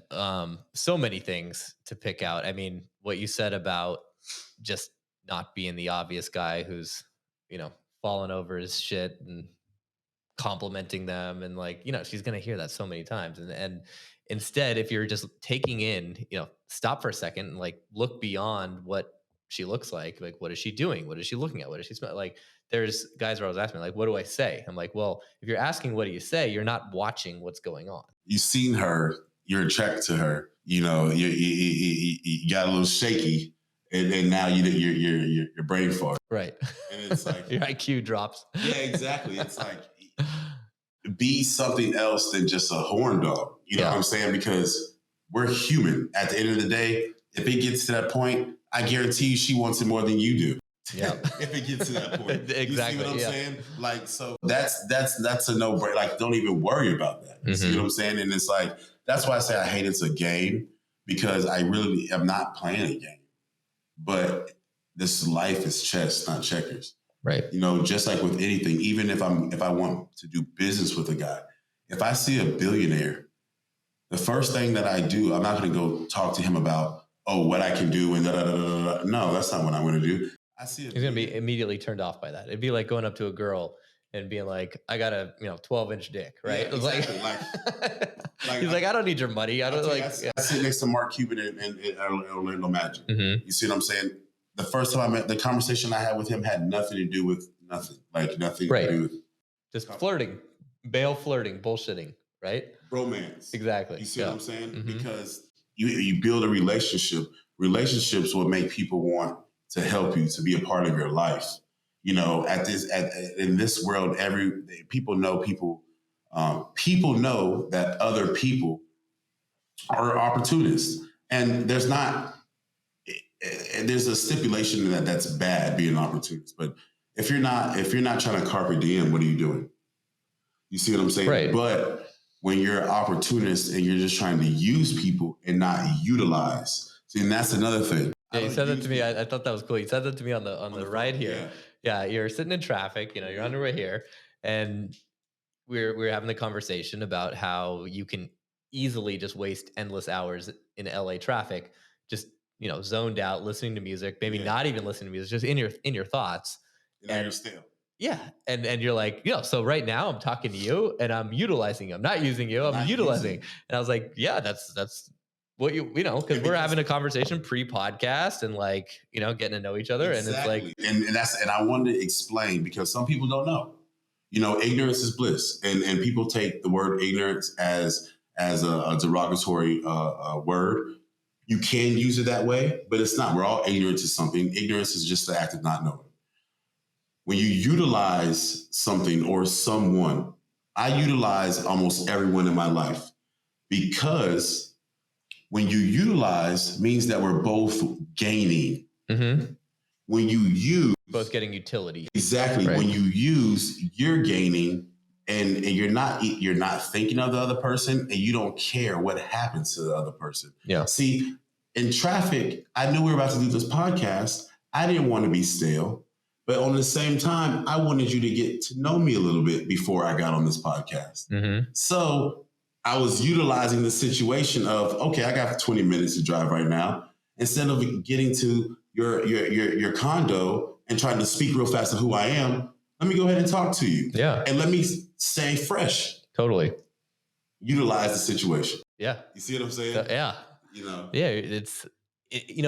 I think there's a big difference, and I've noticed this with really successful guys, is that sort of thought process where it's like, all right, what am I doing with my time right now? Like it's this consciousness, it's this awareness of, I'm not just going to do the mindless thing. I'm not just going to check out and listen to my favorite radio, or it's like, no, this is a time of the day where I can be getting something done Like I could be making a win-win situation here. Like, what am I doing? Like, am I doing just asking yourself those questions, you know, and having that conscious thought to do that and to understand, like it takes a much deeper level of awareness that most people kind of just go through life with, you know, they're not thinking about that. They're just like doing their old, you know, they're in their habits.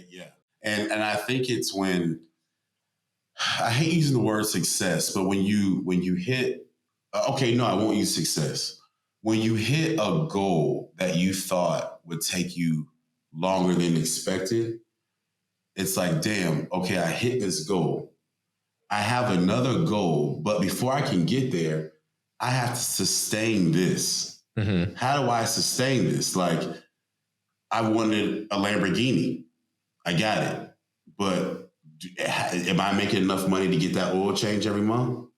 Do you know how much a tire costs on a Lamborghini? A rim costs on a Lamborghini?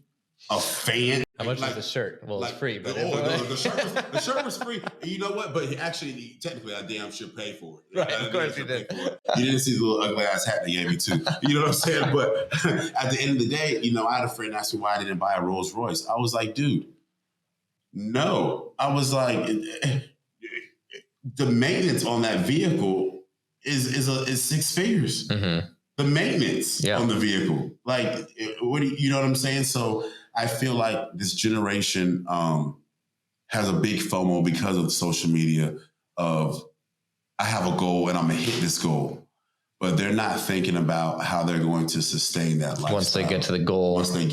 Right. Because it's like, okay, like this AP, for instance, I have my friend, you know what I'm saying? He wants an AP. Mm-hmm. He makes that money, boom, and goes and buys this. But now what about the rest of his life? Yeah. You see what I'm saying? If you just put it all into that. Like, yeah. Do you have AP lifestyle money, or did you just buy AP? Right. Did you spend everything you made on the AP? AP? Yeah. Like, where do you live? Like, what, do you own a house? Do you like? Yeah, what's in your account? Like, you know what I'm saying? Like, what's in your savings? What do you have here? You know what I mean? So it's just like, when you want a certain lifestyle, you have a goal, but you have to have a way of continuing. And that's another thing. Like, when people get lawsuits, it happens all the time. People go broke so quick because they change their lifestyle. But yeah, they got all that money at one time, but their life wasn't making that type of money. So they bought all of this. It's like lottery winners. Yeah, they're going broke. They moved here, and that money just goes, and then. What were your sort of financial goals when you moved to LA? And then, like, when you hit those, what changed, and what are your goals going forward? Do you look at it as that, or like how do you formulate those sorts of thoughts? To be my financial goals, I can honestly say, I and people will be like, people can take this how they want to. I can say there's never enough for me, and the reason I say that is because my goals, and I genuinely mean this. I love to help people who also love to help themselves, like who has a passion. So the reason why I say there's never enough for me is because the fact that I have so many crafts, I see invested into yourself, you continue to grow and grow and grow and grow. So like, you can have a small agency, you know what I mean? And then next video, you come into $1 million and have a bigger agency, but you make $3 more million and put it into that. Your agency is okay. Mm-hmm. Now that's just that. But I also sew. I want some leather. I can only make 50 bags. I sell all those bags and make money. Do I take that money and cash in and go buy another AP? Or do I just put all that money back into leather and suede and gold? Because that's what I make my bags with, is suede.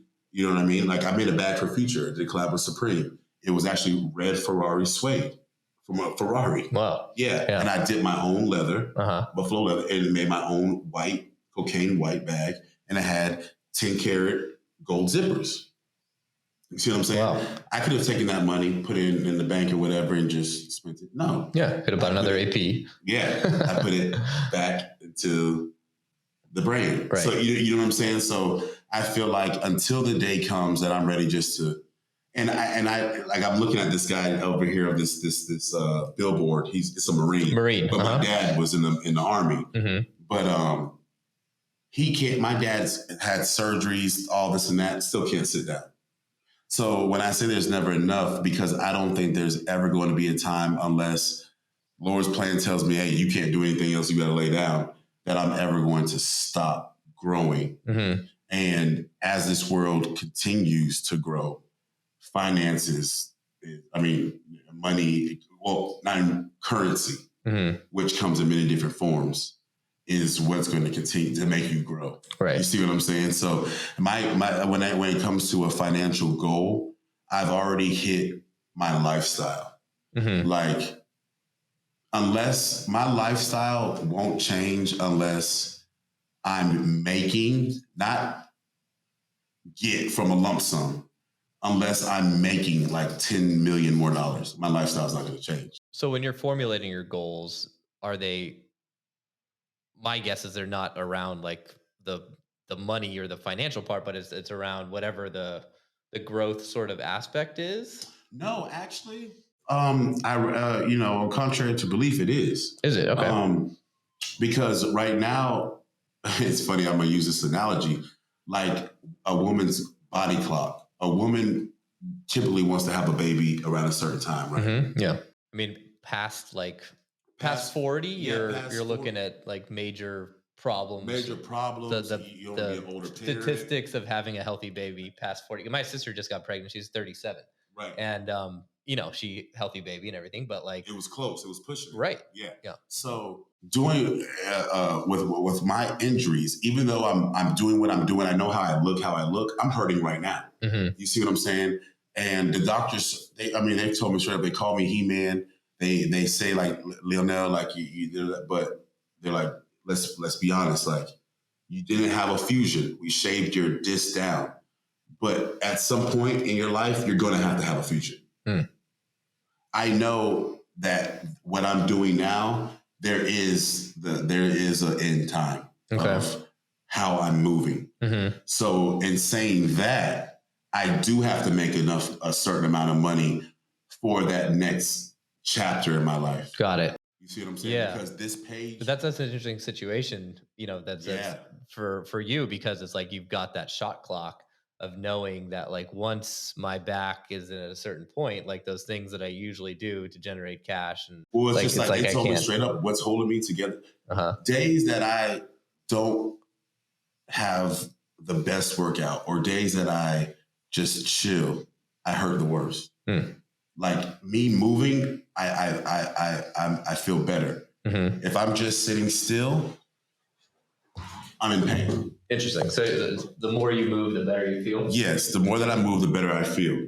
And I know I'm not going to always be able to move like this.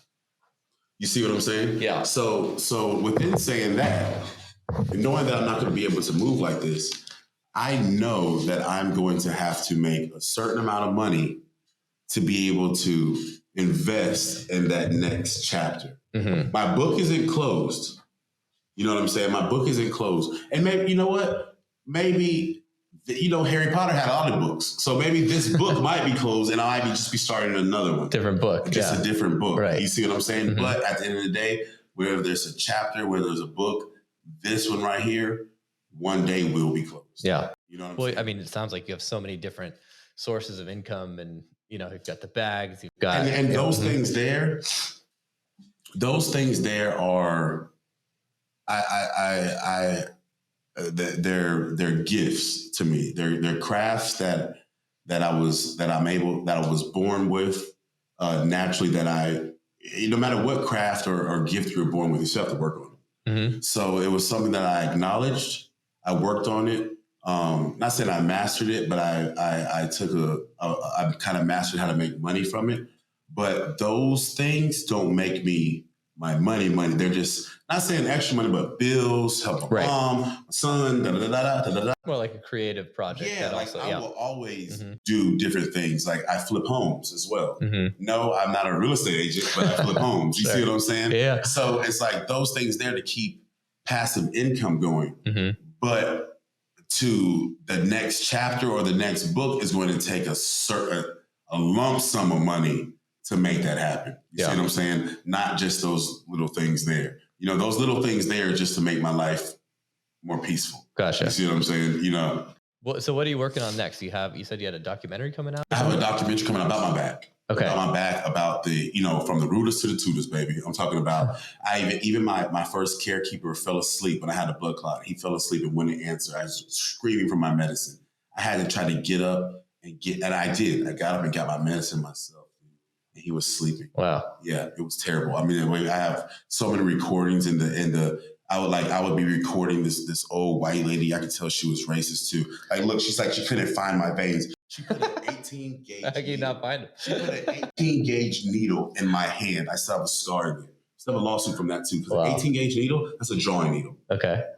A drawing needle. That's what you draw. That's a big one? That's the one that they draw. Draw your blood? No. That doesn't go in your body. That goes into the medicine. They draw got it. So they can draw it big. She put it in my freaking hand. Jesus. Yeah, dude. And I'm numb, but I'm recording all this. And I'm on the thing. I'm like, I'm like, yo, isn't this such a shame? So the documentary is going to show, and it's not just about the bad. It's going to show. So you've dealt with a lot of medical malpractice sorts of things. Oh my goodness. Yeah, dude. And I can honestly say it's even in the documentary, the obvious racism. I'll just do one quick story. It's really quick. She took me off my IV, but I still had a thing in my arm, but I wasn't connected. And no TV, no nothing. I'm sitting there for 6 hours. She said I was discharged. My lawyer was in Encino. The hospital was in Beverly Hills. Long story short, when I came to the hospital, security guards, they knew who I was. They wanted my autograph. Hilarious. I'm in pain. Get out of my face. But they were cool. They were cool dudes. So, she said I was discharged. After 6 hours, I get up and I'm walking. I'm like, and I'm speakerphone with my lawyer. He's like, I'm leaving Encino right now. He's like, I'm coming to Beverly Hills. It was 5:30. My lawyer is a very, very, very, very chill dude.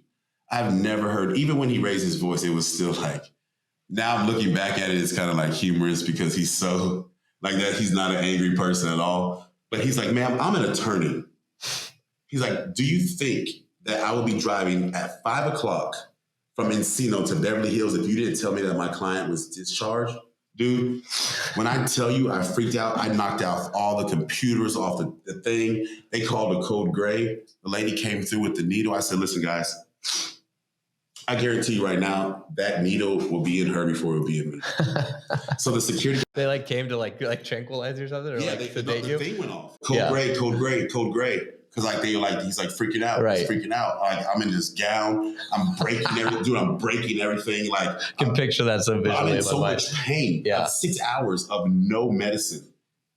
6 hours. And then she had the audacity to lie and say she never said I wasn't discharged. So why did you take the IV out of my arm? Right. Because when you take the IV out of my arms, that means you're no longer getting my vitals. Yeah. So if I'm not discharged, why aren't you checking my vitals? I just had major back surgery. I almost died. You see what I'm saying? Mm-hmm. Dude, all the computers, all the everything. And the lady's walking down. You can tell how I'm looking at her. And I'll show you the pictures. It's so crazy because when I went in there, I was about 40 pounds bigger now when I went in. But because they were feeding me, it was proper food. But because it was so small, I got so calories. Shredded. Uh-huh. I got so shredded, you could see everything. And I'm in that gown. But and the look on my face, like a demon. The security guys came and they came around the corner and they got in front of her.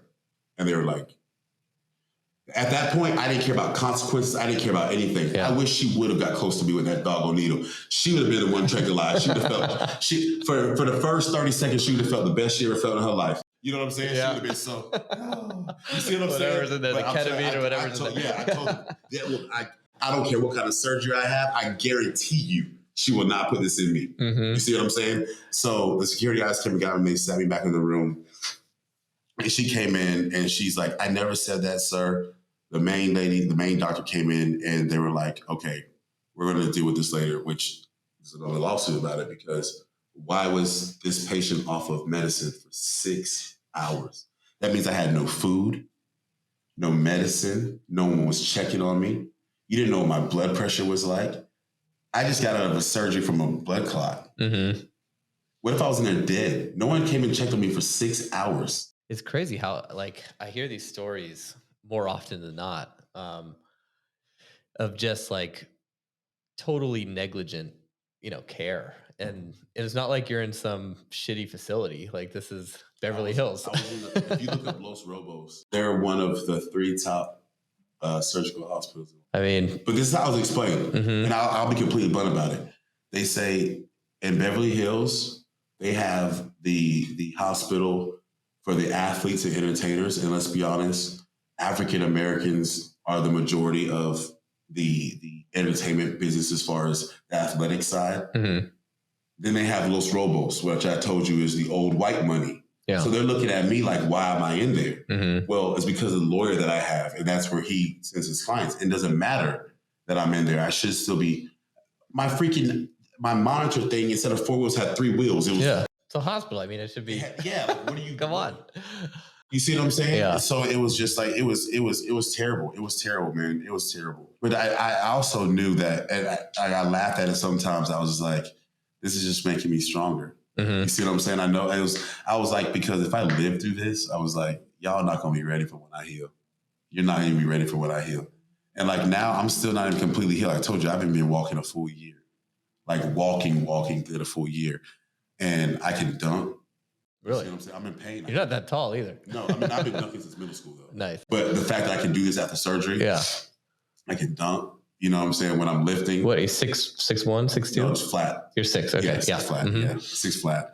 But I'm heavy. You see what I'm saying? Yeah. You know what I mean? But you can see on my Instagram that my first time back in the gym, I'm shooting. You see what I'm saying? I'm talking about I'm pulling back. Yeah. You see, I'm stepping back from behind the 3. You know what I mean? Yeah. Like shot. I still got it. You know what I'm saying? So it's just like one of those things that I just feel very blessed that even though I'm in pain, that I'm able to still, you know, do the things that I love to do. Maybe not at the level that I was doing it before, but I can still do it. Yeah, I mean, that's got to be so tough because, I mean, sports are my favorite thing. Like, I'm an athlete. I grew up playing all the sports I could, and if I, that's basically, if I'm not working, I'm playing golf or I'm playing hockey.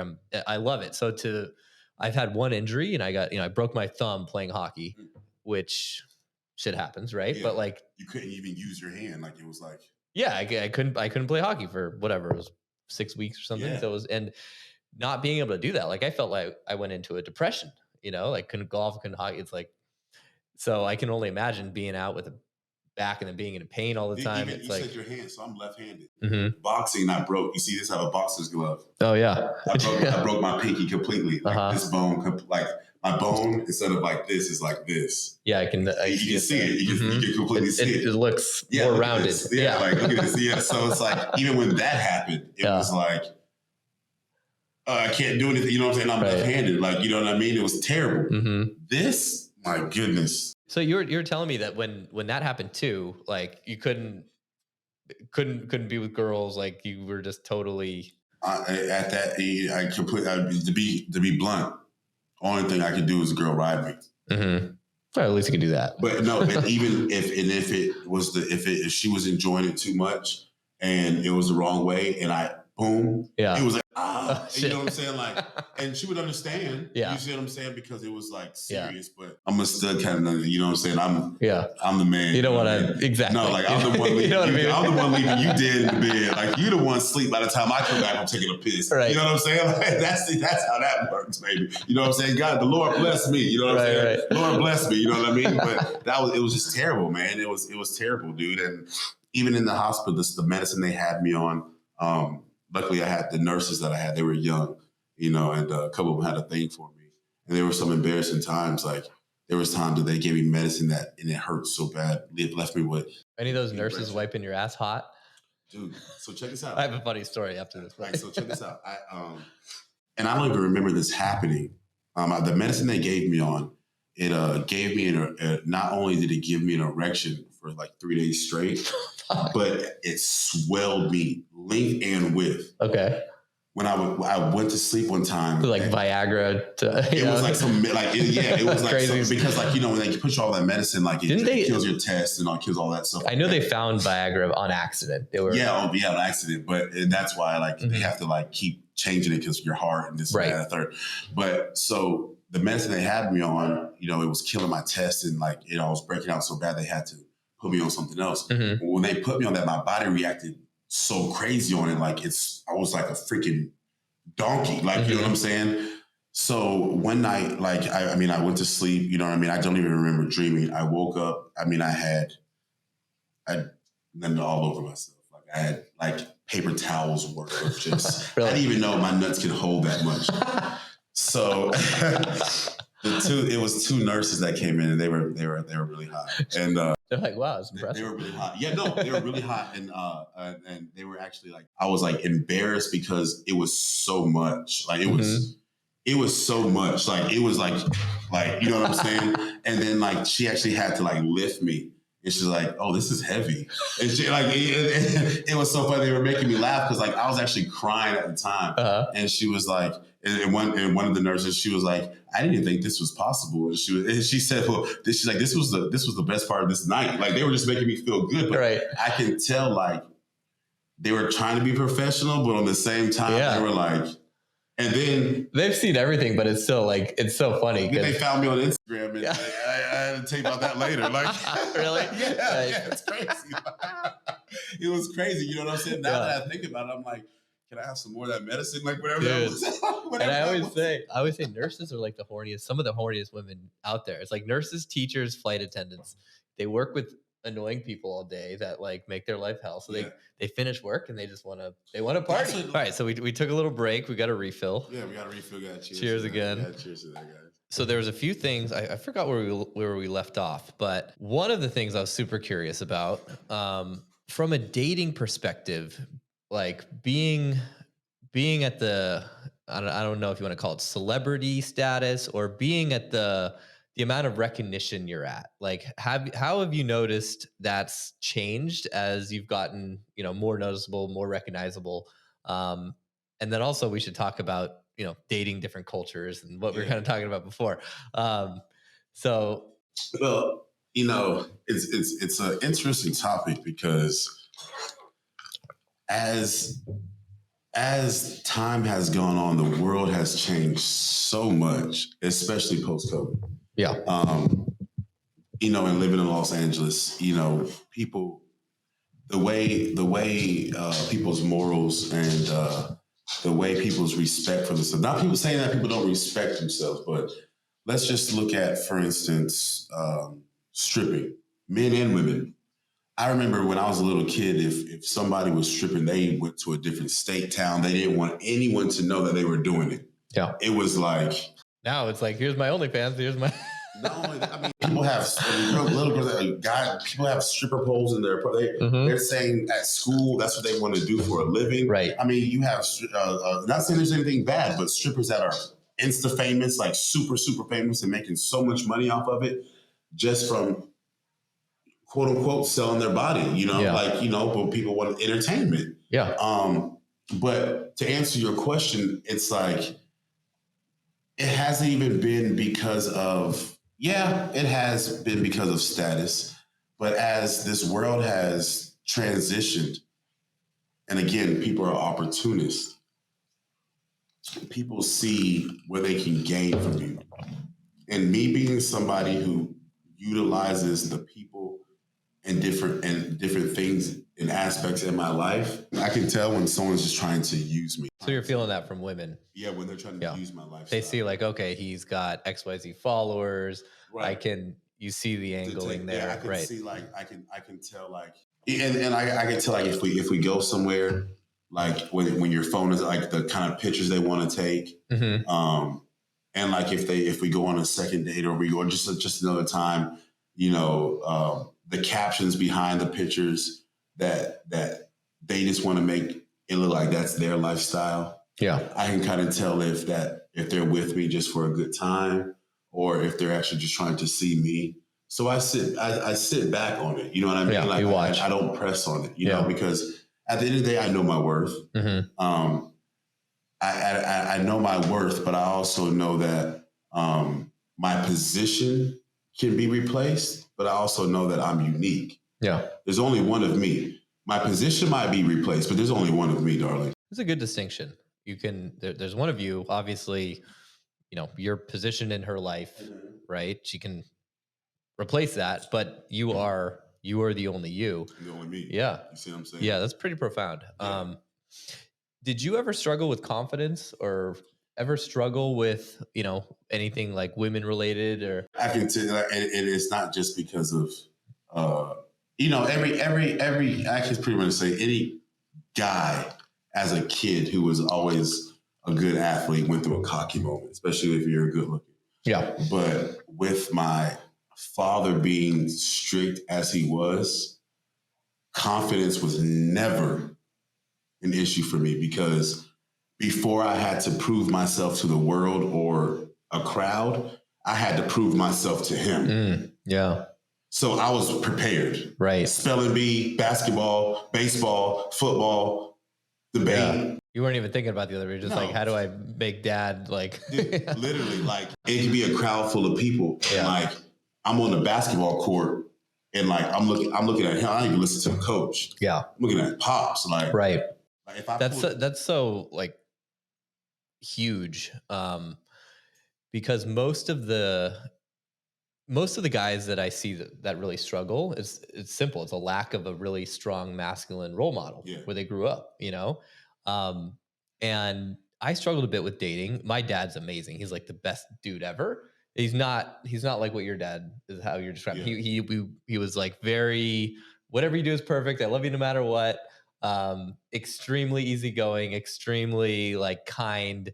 And it wasn't until I had like a buddy when I was in like my early 20s who was kind of that like abusive father figure that I never had, that I kind of needed to be like, dude, you're fat.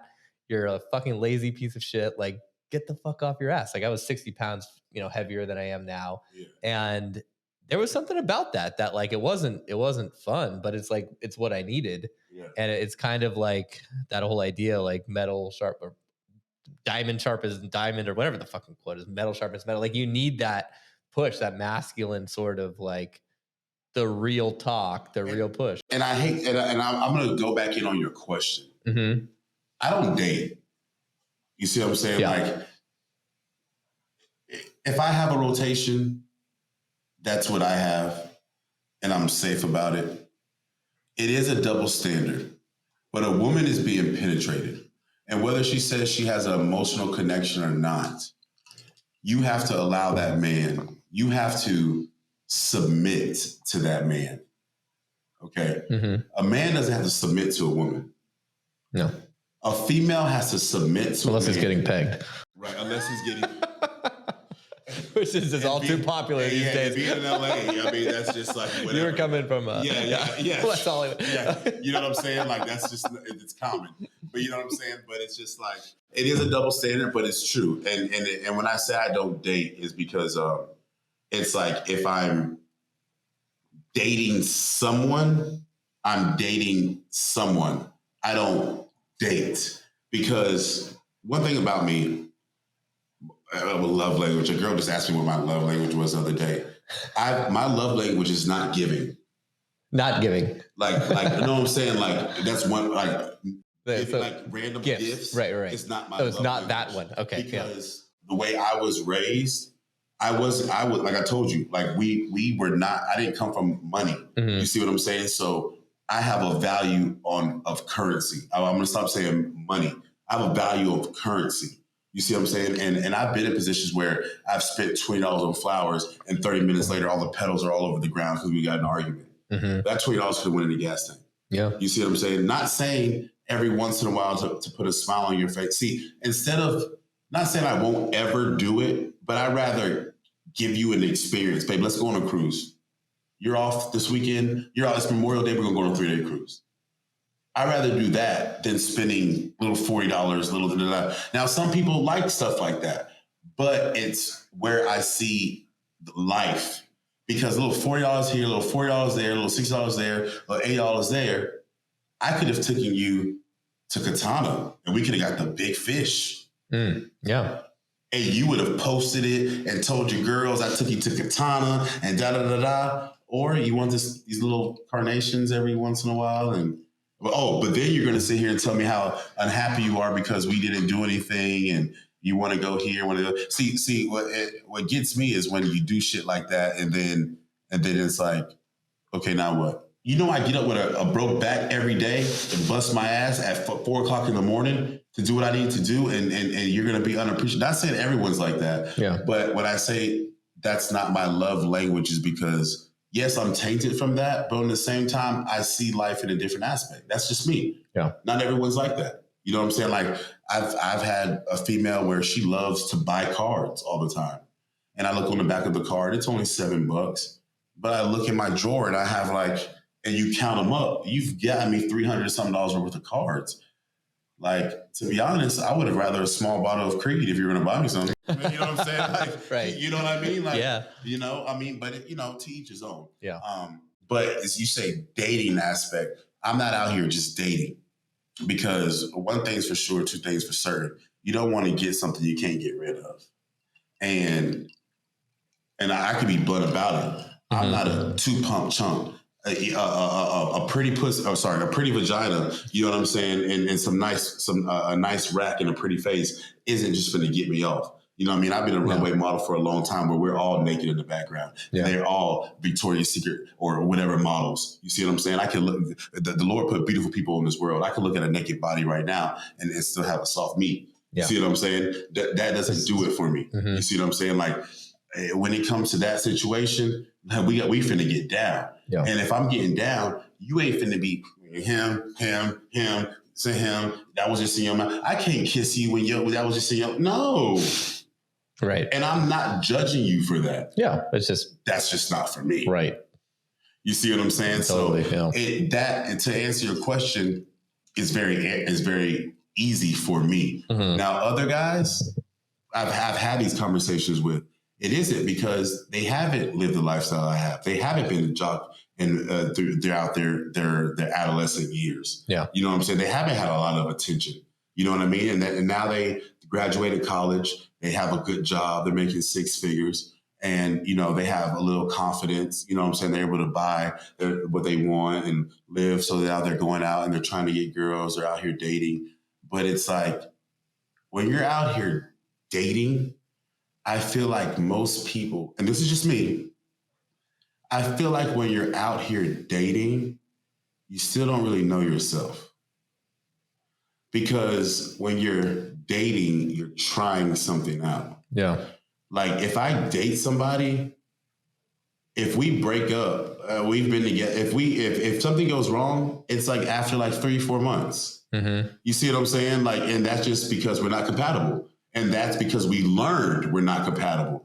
But when people are out here dating, they go on 3-4 dates, they might sleep together, and then it's over. And I'm looking at like, I don't do it just to impress a female, but I like doing nice things. You see what I'm saying? I like nice dinners. I like, you know what I'm saying? I like going to basketball games and sitting on the wood. You know what I'm saying? I'm not talking about VIP. I'm talking about on the wood. Squeak, squeak, squeak. You know what I'm saying? Right. Like I like doing stuff like that. And I'd be damn if I spend that money on you and the next night you get pumped by another dude. Oh, no. See, and not saying that hasn't happened, but I don't know about it. Right. You know what I'm saying? But you gonna be open with me and tell me that you're dating multiple dudes? Okay. You want to give me the coochie? Okay, I still might get the coochie, but baby girl, you gonna come over? You know what I'm saying? I'm gonna order her some food, and I like eating good. So, like, I have a couple guy friends. They're like, man, when you I see you with a girl, you spend a lot of money when you out. Listen, I don't spend a lot of money on me. She's my guest. Exactly. Yeah. I'd be spending it anyways. I wanted to go to Boa tonight. Right. And I wanted her on my arm. Mm-hmm. I wanted to go to a private dinner at Nobu. She was just on my arm. Right. You see what I'm saying? And they got it twisted. They think you're out there trying to impress her or spend the money. Yeah, and see, and the thing is, we're 2024. We have kids who are 10 years old making millions of dollars off of YouTube. Okay. You're never going to be that guy. Yeah. Bronny James already has made more than $6.8 million in endorsements because, they're paying high school and college kids now. That has nothing to do with even basketball.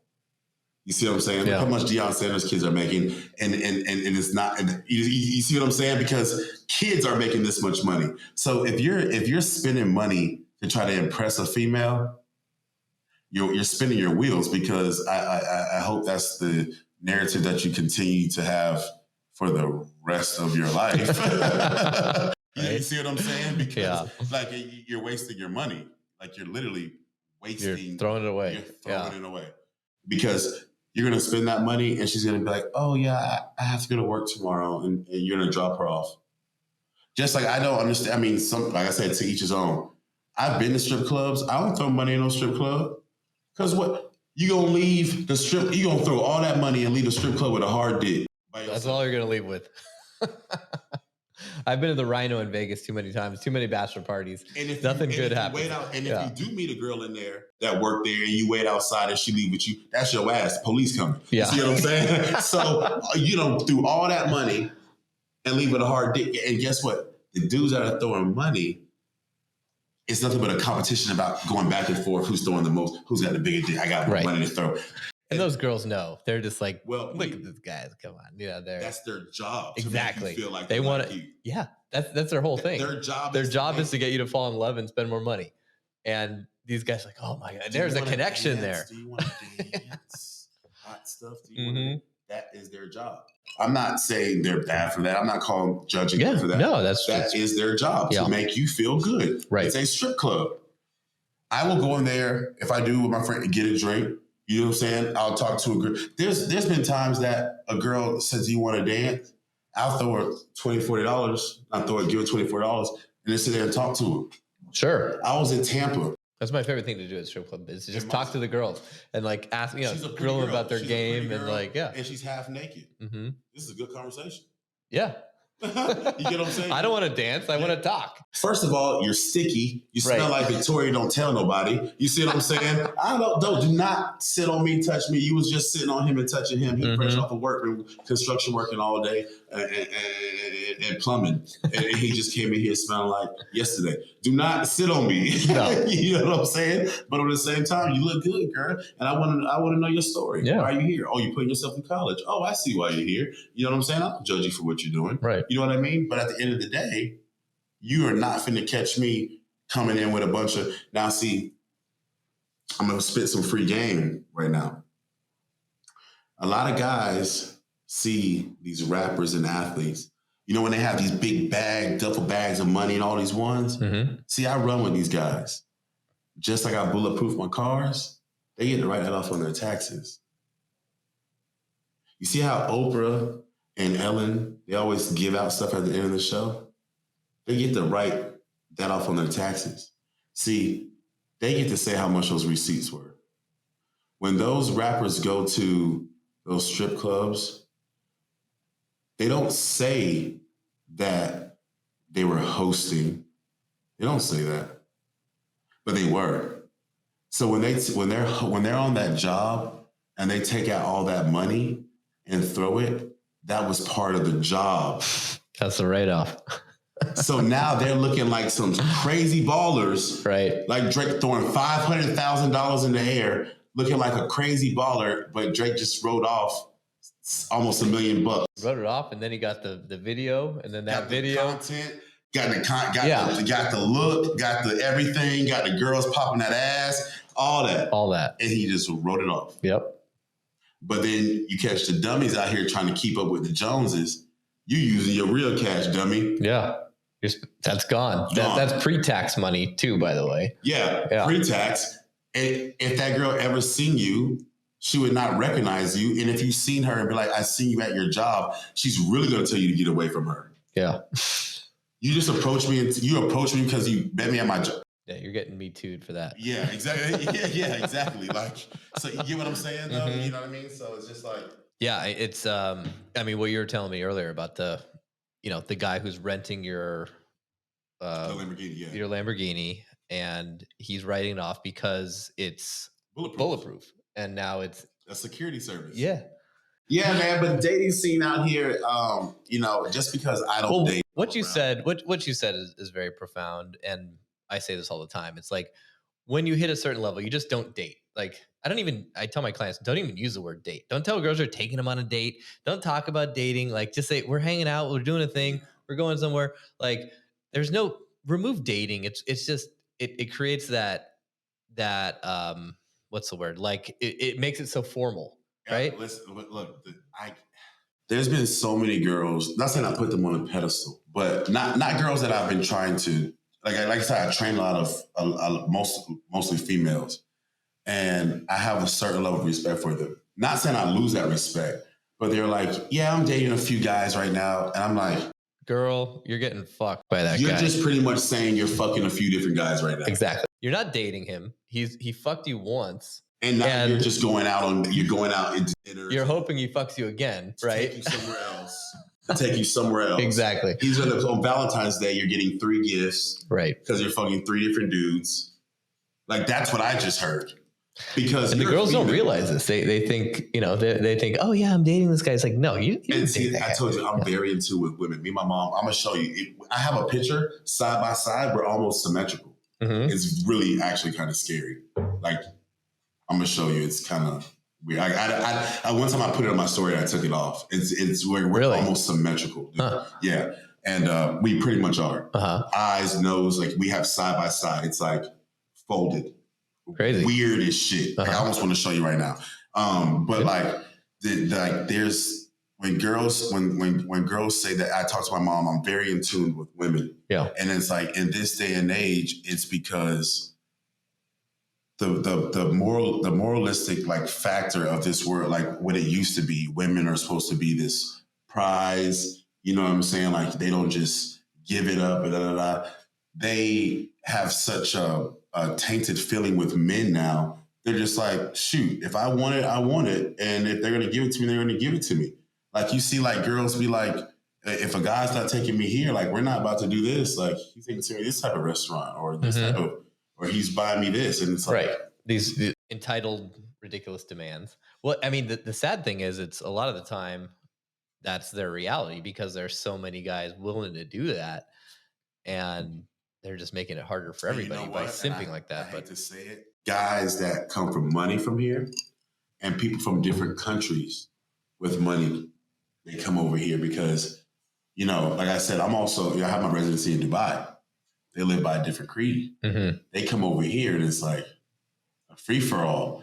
You know what I'm saying? They don't have their family. Their family doesn't know what they're doing, judging them. Yeah. So like, I used to have I had an Airbnb business prior to, I still have it, but it was a bigger business, and we would rent out a bunch of places in the hills. Yeah. And one place in particular was just like amazing party pad, 5-bedroom place, Doheny and Sunset. And every summer we'd get the Saudis coming over. They'd rent the place for 3 months straight, and they would just party. They'd fucking bring in tigers and lions, and just going crazy. They didn't give a shit what $30K a month, whatever, no big deal. No, yeah, oil money, just different kind of money. Yeah, just way different kind of money. You see what I'm saying? They come over here and they're like, I can do this, I can do this, I can do this. Like, everything's like these safe websites. I can get this girl code. Like, what? Like, you know what I'm saying? Like, so they're just like, so these girls realize, I know so many girls that make money that just go on dates with guys. That's their job. Yeah. When I say dates, I'm not talking about sleeping with them. No. Go out to eat. Right. Like, these men have so low self-esteem. Their money is their only self-esteem. Right. So it's like they're literally paying this girl $1,000, $1,500 to go out to eat with them because they want to look like that guy. Because then they see a guy like me and they want to poke their chest out. Well, dude, you're out of shape and you're ugly. And she's 23 and beautiful. I can tell she's not with you because she likes you. There's no real connection. At all, dude. Right. Like, you're going bald. Like, you know what I'm saying? Like, it's so obvious when that happens. Yeah, she's not with you for. But here's the crazy shit. There's dudes now, like, you see all these OnlyFans models, right? Like, these girls are making a lot of money, and the guys know they're not talking with those girls. They're talking with a guy chatting for the girls. There's now, like, I've got the data on this. I do the research. I've got, people who are running webcam studios in Montenegro and stuff like that. They're like, there are guys paying for OnlyFans girls they know are AI bots. Yeah. There's literally a guy sitting there saying, I'm going to give money to this robot who's pretending to be a woman, real person, and I'm going to have my connection with her. I'm not going to date because I feel like I have no chance. Dude, did you hear about the number one OnlyFans girl was a real girl who made herself an AI. Looks like her, but she made an AI. So all the stuff she's doing isn't really her. She's not doing it. Looks like her. Like, so yeah. She started off, she did post a naked picture, but it was very provided. Her legs were open so you could see everything. But from that one picture, she's made 1 million videos, 1 million other pictures as a bot. Wow. And guys will pay for this, knowing it's a bot. She's the number one. She's the number one. And she's not even doing it anymore. Right. Yeah. It's just shocking to me that it is. That's a market, and it's a growing market. Growing. Like crazy growing. Like these girls, they don't have to work anymore. You know what, though? Do you know why? And it's not crazy to me. It just dawned on me. It's not. And I'm going to say this. I'm going to speak to the camera. To all the women who want a good man, there's going to be issues. There's going to be problems. And this is and I call you women because I'm 32. You're not a little girl. You're a lady and you're a woman. When you want a good man, the main thing that he wants, the main thing is peace. He wants to be able to come home and not argue. He wants to be able to work and not argue or have a headache about his wife being upset with him or his girl being upset with him. A man wants peace. I'm not saying men are perfect. I'm not speaking about us right now. I'm talking to you ladies who want a good, solid man. Everybody as a human being has demons. As a human being, we can all do wrong. We can all do right. And we all have triggers. Men lie, women lie, people cheat. If you're in a relationship, most people are scared to break up. It hurts. Breakups suck. Most people say, leave before you cheat. But majority of people don't because leaving hurts. People are scared. Yeah. And when you leave a relationship, especially if you live together, your entire life is changing. So people cheat for a peaceful situation at that time, but it's just masking. Like if I took a Percocet right now to mask the pain out of my back, I didn't fix my back. I just masked the pain. That guy went and slept with another woman because he wasn't turned on by you because he wasn't at peace. It's not justified at all. I'm just giving you the reason. Now, there's other things that women want, but that's not what I'm speaking about. I just want to really bring that as I've learned. I've done wrong, I've done right. But one thing that I've learned, and I can say I've learned it because I've turned down some beautiful, beautiful women.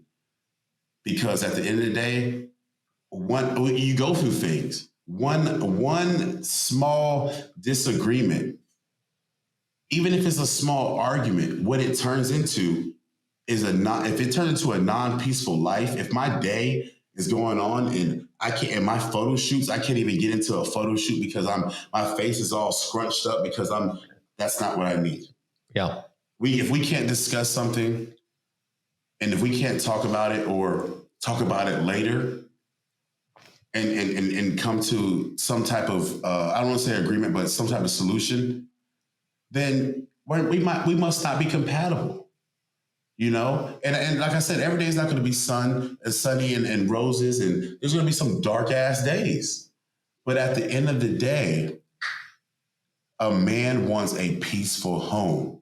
Because when I said if you want a good man, right? I don't care how much money you have. You can be a successful woman all you want.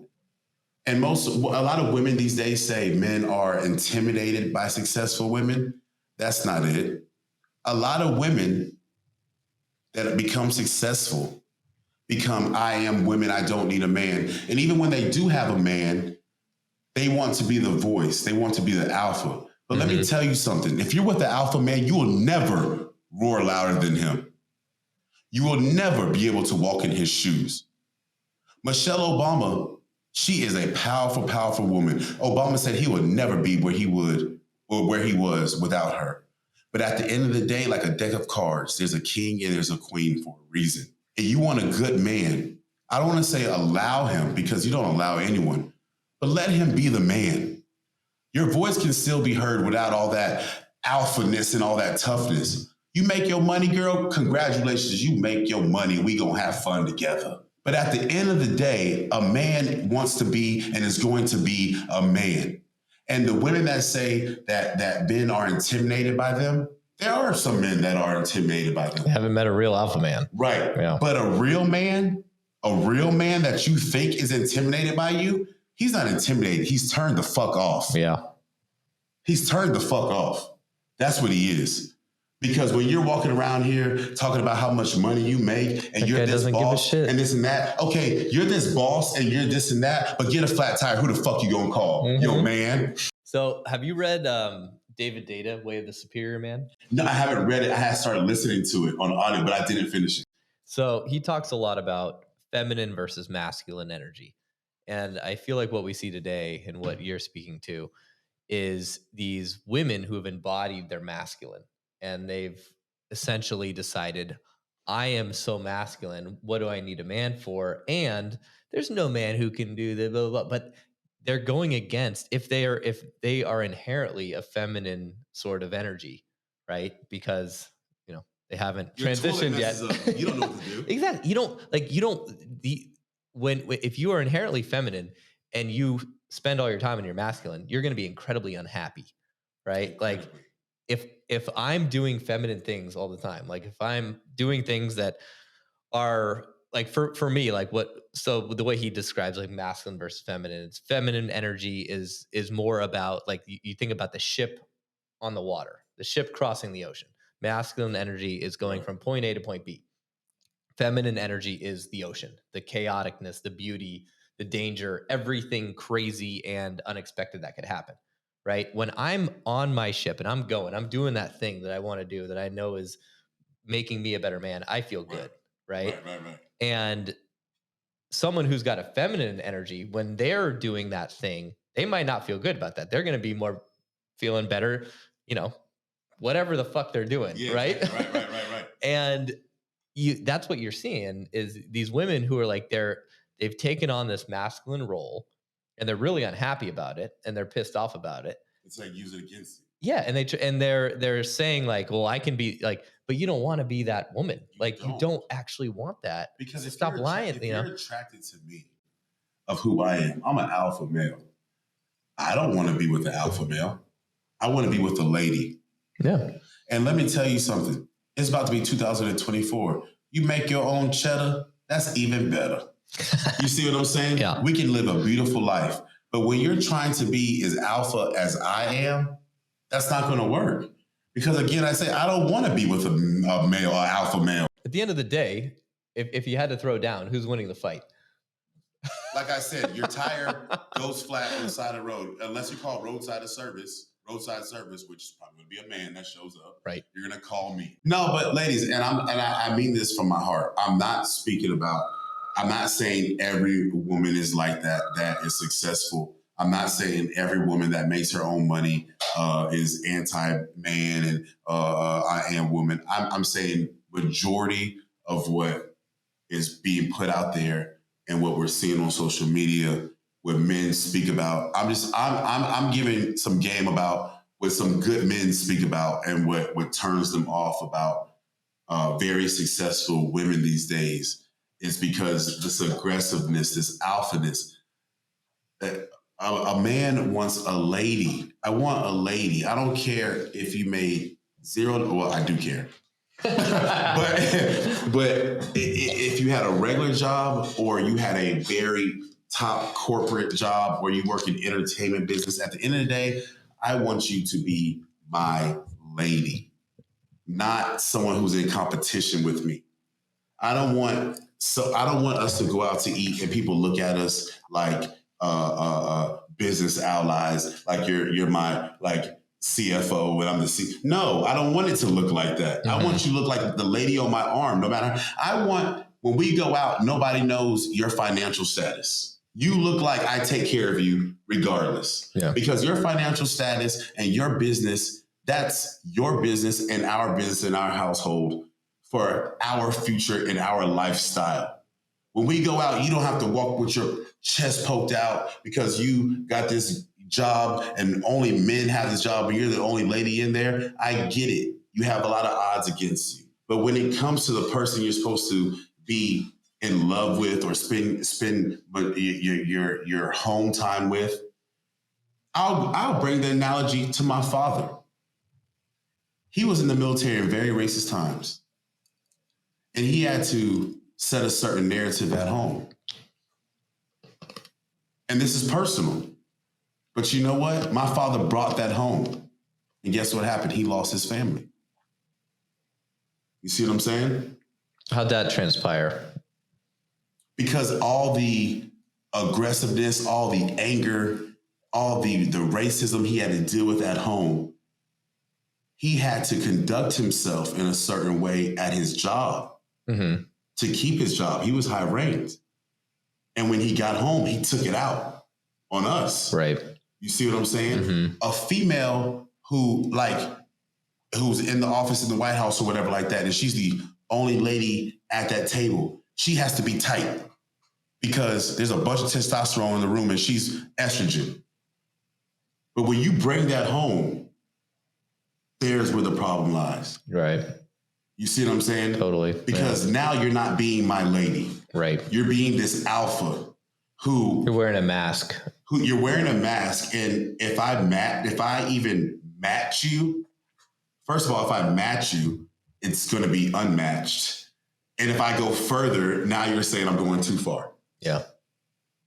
You see what I'm saying? It's like, leave your business to your business. If you have to be that alpha woman at work, by all fucking means. Yeah, that's what you got to be. That's your job. That's your role. If you have to be that alpha woman at that round table, but when it comes to that dining room table, you're my lady, my wife, my woman, and the mother to our children.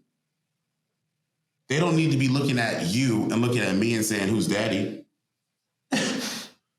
When we go to a restaurant, I'd be damn you order my drink. I mean, if you order my drink when I go to the bathroom to be nice, that's one thing. But when you're at the bar and he goes, what do you guys like to drink? Yes, I want no, chill out. Chill out. Okay, because if that's what you want to do, you can either go find someone else or you can order your drink by yourself. You see what I'm saying? I didn't invite you out here because at the end of the day, no matter how much money you make, you're still going to want me to pay for the check. Totally, right? You see what I'm saying? So at least give me the satisfaction of being the man here. Yeah. But you know what I'm saying? But you know what I mean? Yeah. And that's just what it is, you know? I mean.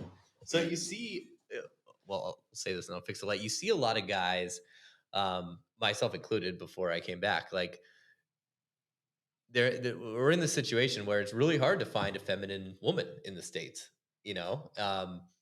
And you see the guys like leaving and going elsewhere for that. Any thoughts on that? Yeah, I'm gonna dial. See, there's so much in this generation that we cannot say and leave it broad, because in this generation, it was a lot of babies having babies. And what I mean by that, there's so many people that are 32 that their parents are only 50. You see what I'm saying? It's just even younger than that. So one of my best friends has he was a grandfather at age 42. See? So like what I'm saying is that the kids didn't get raised with certain, I hate to say it, morals, but with certain morals and attributes to know to certain things. So go ahead and say your question again. How'd you? So it was effectively that, like, you see a lot of guys leaving the States and dating elsewhere for the reasons that you mentioned, right? It's very hard to find a woman who's feminine and like effectively not going to try to compete against you on a masculine level. And it's like, why would I play that game here when I could see? Here's the thing. First thing in the morning, before people check their voicemails, emails, anything, what do they do? Hop on social media. Okay. They hop on social media and they see the people that they follow. And the women that they follow, they design it down. Their man pays for everything. They live in good. Well, what they don't see is that that man is a very rich man who's an athlete. And who knows what's going on behind closed doors? If he's cheating on her left or right, if he's whooping her ass, who knows? Yeah. You see what I'm saying? And who knows what her financial status is? Or who knows if they're in debt? You have no idea. But you see the... Exactly. That you just see the highlights. The curated. Exactly. So when you say to find just a feminine female, it's because women are saying these days, and I mean, they've told me, we've had conversation, why am I going to do that when he's just going to do this? Or, you know what I'm saying? He's going to do this regardless. So what's the point? Yeah. You know what I mean? Like that, and that's how they're really feeling, because they're looking at their phone and they're like, well, if she can just chill and he pay for that, I can do it too. Yeah, why not? You see what I'm saying? Why would I do anything?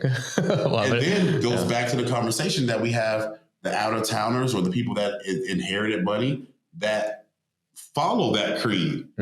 So if a woman, even just like they say a pit bull gets a taste of that blood, you know what I'm saying? Yeah. If a woman gets a taste of a man just giving stuff to her and her life is free like that, if she wasn't raised with those certain morals that are embedded in her, she's going to go with the flow. And eventually, what people don't realize, even these women that are selling their bodies, look at people even doing porn. They're crying their eyes out at night. I've interviewed a few of them. You see what I'm saying? Yeah.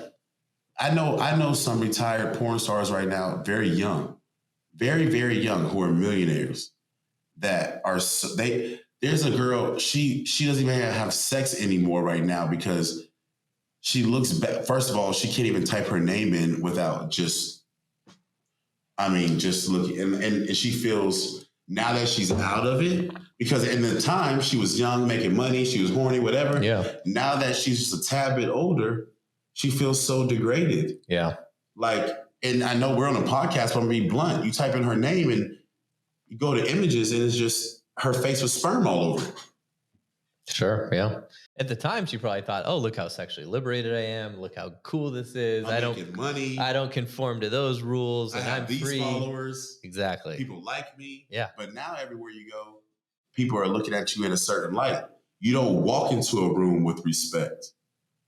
You know what I'm saying? Just because you have that much money, people aren't respecting you. Yeah. They're looking at you, and like people are making comments, and it might not even be like negative comments, like, look at that. It might not even be like that. It might be like, oh, come here, baby. Like you getting hollered at all the time because people looking at you having sex on the internet every day. Mm-hmm. You see what I'm saying? So it's like, it's so sad that this generation has been exposed to so much and currency comes with it. That's the problem. That currency comes with so much exposure, right? Of doing, I don't want to say nothing, but not a skill set. By effectively selling entertainment yourself. So what did kids want to be when they grew up like 20, 30 years ago? Everyone wanted to be an astronaut, right? That was like the coolest thing. Astronaut. I want to go to the moon. I want to leave this planet. That's like the most respected. I never said this, but some people say they want to be a police officer. Mm-hmm. You see what I'm saying? Right. I'll never say that ever. But you know what I mean? But like some people say that. Yeah, exactly. I want to be a firefighter. Now what do kids say? I want to be a YouTuber. Yeah. That is the most sought after job for like age 10 for tweens. 10 till 13, like they did a study the other day, and like that is, China, the US, that people want to be YouTubers. That is the and it's like you can throw plungers, you can make podcasts, whatever. But I never wanted to be an influencer. I mean, people ask me why on my bio I say entrepreneur, not influencer. Mm-hmm. I say because There's people out here that are just content creators. They get up in the morning and they're just creating content, and they're influencers. I'm an entrepreneur because I've lived many different lives. I've done many different things. I make money. I make currency many different ways, but I have an influence. Right. So to Meta, you see, I showed you, they paid me twice yesterday. Mm-hmm. To Meta, I'm an influencer. But LC, I say I'm an entrepreneur who just has influence on people. Right. If you're doing your job well as an entrepreneur, you clearly have influence, and you have the ability to, get people to follow whatever you're working on. Exactly. So right? The thing is, you can enroll people in your vision and your projects. So it's like people like this generation, people really haven't broken it down. Are you an influencer or do you have influence? Yeah. Which one? It's a good distinction to make. If you have influence, you have the ability to master your craft and become something so great. But you're looking at Instagram, TikTok, and all this stuff, and you're seeing people making easy money just from their iPhones, and that's what you want to do. You see what I'm saying? Yeah. And it's so sad. People don't want to, the allure is I get to make money doing something easy. And the reason why it's sad, though, is because you can go out of style real quick. And people don't, my generation, we don't realize how much time's passing by. I've been, that was since 2016. Like, time has gone by like this. Like, I'm 32 now. In 7.5 years, I'll be 40 years old. Mm-hmm. If I didn't have other crafts or practicing other crafts, let's say my Instagram did get shut down for real. If that's all you got, you're fucked. Completely. Yeah. You haven't practiced another craft in years. Right. And that's what you see with so many of these, female influencers, right? They've built their entire everything on Instagram. And you see what Instagram's doing is, they effectively used young, beautiful women to grow the platform. And now it's like, oh, you posed in a bikini that's sexually explicit. Right, we're going to shut down your shit. We'll change our terms and conditions overnight and shut you down. We'll shut you down. They don't even know the fucking terms, right? You ask an employee at Instagram, you think they know the terms? No way. But terms is... Yeah, it's fucked. Like, because like these women, they built everything on this. And the crazy part is every platform has different terms. So this is the crazy part. Meta bought Instagram, right? Facebook bought Instagram. Mm-hmm. So I'm a foodie also. So I do reels for restaurants. Mm. So on Instagram, I put a song on and it made complete sense with what I was doing. And I have it set to, it shares automatically to Facebook. Facebook sent me a message, sending me a warning saying that I was going against their terms and conditions because I had that song on there. And I'm like, all I did was share it. I like it's combined, but the terms and conditions on Facebook are different than terms and conditions. Like on live on Instagram, you can have music playing in the background, whatever like that. On Facebook, some people want to have music with but I can't even go on live in a gym on Facebook because they have music playing in the background. Right. So the terms and conditions are so different for things. And so at the drop of a hat. Yeah. And they do that on purpose, of course, because that benefits them because they can just. Listen, I have a couple people that are actors right now that are looking for jobs. You know how long the strike has been going on. Yeah. So the crazy part is it's like these networks, they're still getting paid off of reruns from commercials, all this and that. Yeah. And they don't have to pay these actors or these writers. So they're still making money. You see what I'm saying? Yeah. So it's like these companies and these big industries, it's like they are making money off of people. And if you're putting all your eggs in one basket, it can be a very scary day ahead. Oh, yeah. Very scary day ahead. And that's why I have so many different endeavors. Yeah. Like people like right now, if shit hit the fan, I know I can sell 2 of my vehicles and I'm back to boom, boom, boom. Mm-hmm. You see what I'm saying? And it's just like, even when it comes down to jewelry, I'll have diamonds in my necklace and my bracelets, but my watches, they're all plain jade. Mm-hmm. So I can resell them. Because you go to a jeweler with a bust down AP, he's not going to want that. Mm-hmm. Why? Because those diamonds were set customly. You see what I'm saying? He might give you some money for it, but it's not going to be what you want. You see what I'm saying? So at the end of the day, it's like I'm not saying everybody has to have a more than one endeavor, but if you are not working a 9 to 5, if someone's not writing you that check every week or every 2 weeks. Well, what you're saying is important because, if you just play the I want to be a YouTuber game and you build your YouTube to a couple of million subs and you monetize it, and then you say the wrong thing and then they shut down your YouTube, you're done. You're fucked, right? Because you're a YouTuber. Like that, just the idea. When I heard that, I was like, "Fuck YouTube!" Like, fuck YouTube. I'm not gonna lie, man. For 2 hours, I'm away from my family out here in Los Angeles. I haven't felt that sick in my stomach since the day I left. When my shit was shut down, my videographer, he's major. Like he does stuff for, really major people. When he looked at me and said, he's Nigerian, he said, "Brother, I don't know what to say." When your brother tells you that, when he's not like, "Oh, you're gonna be good, man, don't worry about it." When he looks at you for real and says, "Dude, I don't know what to say," because they sent me 2 messages. One, it said you've been suspended, and the other one said it has been deactivated and cannot be restored. I said, we were at breakfast, dude. Which platform? This was YouTube? No, Instagram. Okay. I couldn't even eat. Oh, yeah. I was like, when it said cannot be restored, right, my mind would instantly go to like, even if I reposted stuff, like I have stuff from years, like the comments of people. So then I wrote them and they said they restored it. It was deactivated on accident. What the fuck? On accident? On accident. So for 2 hours. So right now, oh my God, I'm going on live and people are like, reshare my stuff for me, because once that happens, it shadow bans you for a little bit. Like people are, even some of my friends, like they're like, "You posted today?" I was like, "Yeah." You know what I'm saying? Yeah. Like you have to get it back going again. But man, for 2 hours, I was so sick. Like I didn't even know like what to do. Like, why am I going to go to the gym? Like I didn't even know what to do. Like, it'd be like someone like ripping off an arm or two. It's like what the fuck do I like? And it's so.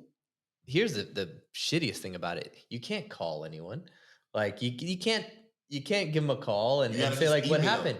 You just it's like this thing that doesn't even exist. You email Meta and hope they write you back. They hope. They shut down my my Meta like advertising account. Yeah. For I don't know what, and and I get emails from Meta that are like. So they said they restored it. 4 years later, I emailed them and said like, "Hey, can you restore it?" And then they answered and they said, "Yeah, we don't even know why we shut it down." But now I get messages from Meta that I've responded to, that I obviously didn't respond to, that say your account's been deactivated and shut down, and then I check and it's not. And I'm like, what's going on here? This is from the Meta direct, Facebook Messenger message. And then it says I responded. And I'm like, what? Like all of this stuff is fucked. It's to the point where it's like when that happened, I said, okay. Like how recent was that? Not even 2 weeks ago. Really? Oh shit. That's what I was saying. Like people, I'm going on live now. People are like really trying to help me get my stuff back, because like they like shadow banned me. Like, you know what I'm saying? Yeah. Like he typed in my thing and said user not found. I was like, oh my. Yeah. You know what I'm saying? Like, right.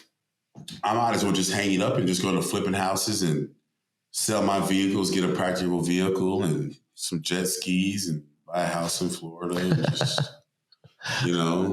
get some chickens and plant some collard greens.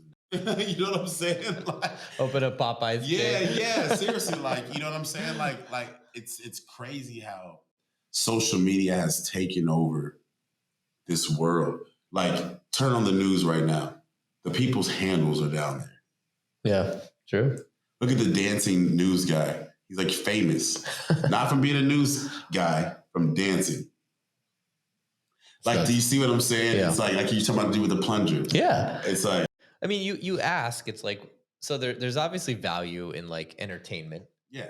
Right. And there's value in those things. But like, I mean, I guess if we look at where things are going with AI, and if AI can effectively do a lot of the jobs that we were previously doing, what are people going to spend their time doing? Is that making... I recommend everybody, because at the time we thought it was like, I don't want to say stupid. I hate using the word stupid. It doesn't sound good. But very fictional. If anyone has any just free time and you're bored, go back and watch iRobot. Will Smith, right? Yeah. I don't think I've watched it. Dude, I'll watch it. I'll be the first one. Look, dude. Like, it seems so far-fetched. Yeah. Because, like, at first they were just robot, but then, like, they had their own brain. I have this thing on, it was on Instagram, like, the guy asked this robot, like, should we be scared about what's going on? And it was like, yes. Or no, it said, no, you shouldn't be scared, but you should be aware that in the future, robots will have their own emotions. And, like, it was like, because we're making these robots that are tapping into the database that every keyword, every website, everything, more knowledge than we have. Stuff that we're going to type in, that's going through there. That's what they are. Yeah. They are, but we're going to type it and ask. It was pretty cool. Earlier today, one of my clients, he essentially programmed he gave ChatGPT a bunch of different commands, and he got it to respond like a beautiful woman would respond to a guy trying to pick her up at a bar. And he said, if a true alpha, you're going to respond this way, but if he's a beta simp who's pretending to be an alpha, you're going to respond this way. And it did. And it did. It worked.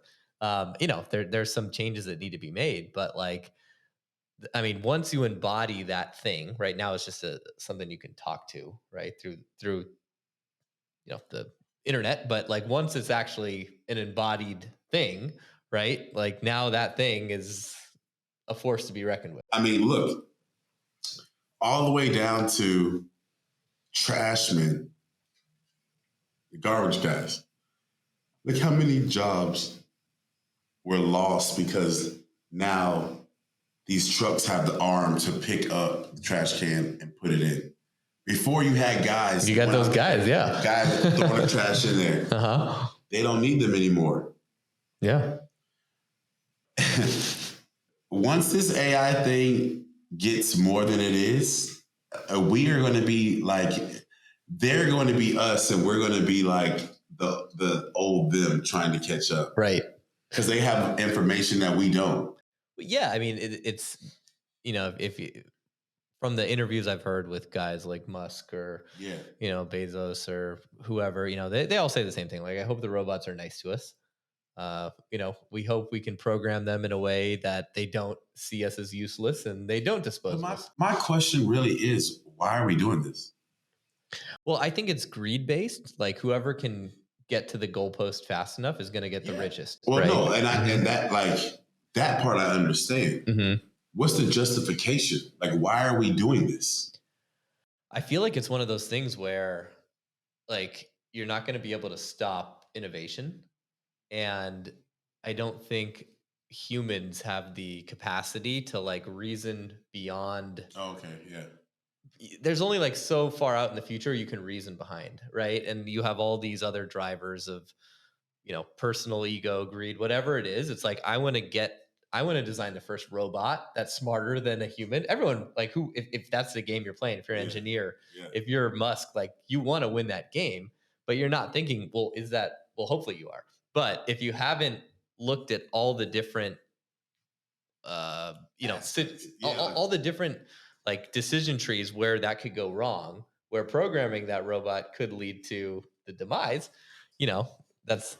Yeah, people are worried about that singularity when that inevitably happens. Because, I mean, if you think about it, it gets scary because, like, if it gets to the point where we have to now go against the robots, right? They're a robot. Like, you see, if you watch iRobot, which you haven't seen, You've seen those dogs by Boston Dynamics, right? Yeah, they're same. Dude, you can kill it. There's another one. Who cares? Jason Derulo at the, I think it was a Super Bowl when he did his performance. He had dogs, robot dogs. Yeah. Like, you know what I'm saying? Like, you shoot it with a bullet, it's metal. Like, what's gonna happen? It's gonna keep coming. Like, it's what, and then it's just like people are getting desensitized with human connection. Like, we're talking about the girl with the AI. He's talking to this girl. Yeah. Well, what you're going to see soon, I mean, I feel they already have this. They've got a brothel in Germany where you can sleep with dolls, and as soon as those dolls, they've had that for 4 years, but as soon as those dolls are capable of tricking a guy into thinking there's a real connection there, why would that guy ever bother with dating if he can get the same sort of payoff? If he can convince himself, I mean, that's a big leap, but we already see that happening. Like, if he can convince himself that, like, this is just as good, then well, and when you say convince, I'm going to be completely honest. And again, ladies, I'm not talking about every woman out there. Relationships, because of life is getting so hard, is getting less and less more peaceful. Oh, I'm glad you brought that up. I wanted to talk about that, but yeah, getting less and less more peaceful. And people not being in peace leads to so many different things. People leading towards drugs, people getting addictions. Forget me saying drugs. I'll put it in a broad statement. People going to addictions for peace. Yeah. For a peace of mind to be like, I'm not worried about that anymore. Right. So I could just take a Xanax and have peace. Take a Xanax and just be chill. And take a perk and be chill. Ship some lane and be chill. So when this doll can make this guy, when this doll feels like flesh and can and make this guy feel a connection and never bring him any drama, bring him the peace. What in the world? Why would he do anything else? You see what I'm saying? Not every guy would feel that way. Yeah, but a lot would. A lot would. Yeah. Especially if they're upset and disgruntled with dating and the options out there. And I would never be this guy, but when I speak to a lot of men, you know what I'm saying? Like, for not just advice, I like to hear people's story because I live different lives so I can relate to the good and the bad from the good. Yeah, man, my second marriage went like, what? Yeah, on your second, because you're married now, so you're talking about your second marriage. Right. So you were married three times? Yeah. Like yeah. You're not even talking about the first one. Like, right. You're talking about the second one. So it's like guys are going through all these relationships and spending all this money and then they're like, I can just go over here and have a connection with this thing, never bring me drama. I only have to spend this time. And it's like people are getting so desensitized. I mean, look at when COVID happened. Even, when COVID happened, kids couldn't go to school. It was getting really bad because they were just playing video games. They were inside. They weren't having connection with other kids. They were getting very autistic. Pretty much. You know what I'm saying? Don't have their personalities are going downhill. Yeah. They're not sociable. They don't know how to so they can't look at you in the eyes. Mm-hmm. They if you don't need those social skills, why would you bother? So it's it's kind of scary where it's going, of course. Yeah. And what you said about bringing peace, it's interesting. The guys I know who are very, very successful and confident when it comes to women and their love life and all those things, they're all looking for peace. Guys who are not are looking for adventure. Yeah. Go out, get the adventure. You're going to want the peace at the end of the day, right? It's one day. Right. And now I see so many guys subscribe to Andrew Tate and those, those are all guys who are like, oh, I want that adventure. I want that thing. Yeah. I want, it's I want to drive the Ferrari. Yeah. You drive the Ferrari 10 times. You're like, okay, it's cool, but right. It's not like you don't get that same. I still can't wait to A to B. Right. Right. And then, but at the end of the day, it's you want peace. You want your life to work. You want to not focus on that all the time. You have other things that are going on. You got other hobbies. You got your sewing, you got your bags, you got your different businesses. It's you need those things. And if, your woman's not bringing you peace, it's why? Honestly, and it's like so many men, it's like. And if you're not capable of, like, you've got to do the job to get her to be peaceful. Like, you have to be that masculine energy to get her to relax into her feminine and actually be peaceful. Because if you're not, she's just going to be like that crazy storm. And so, like, when a guy literally comes home from working all day and he walks into his home and it's just rah, rah, rah, and he just turns around and walks out. He doesn't even say anything because he's just like, what the fuck?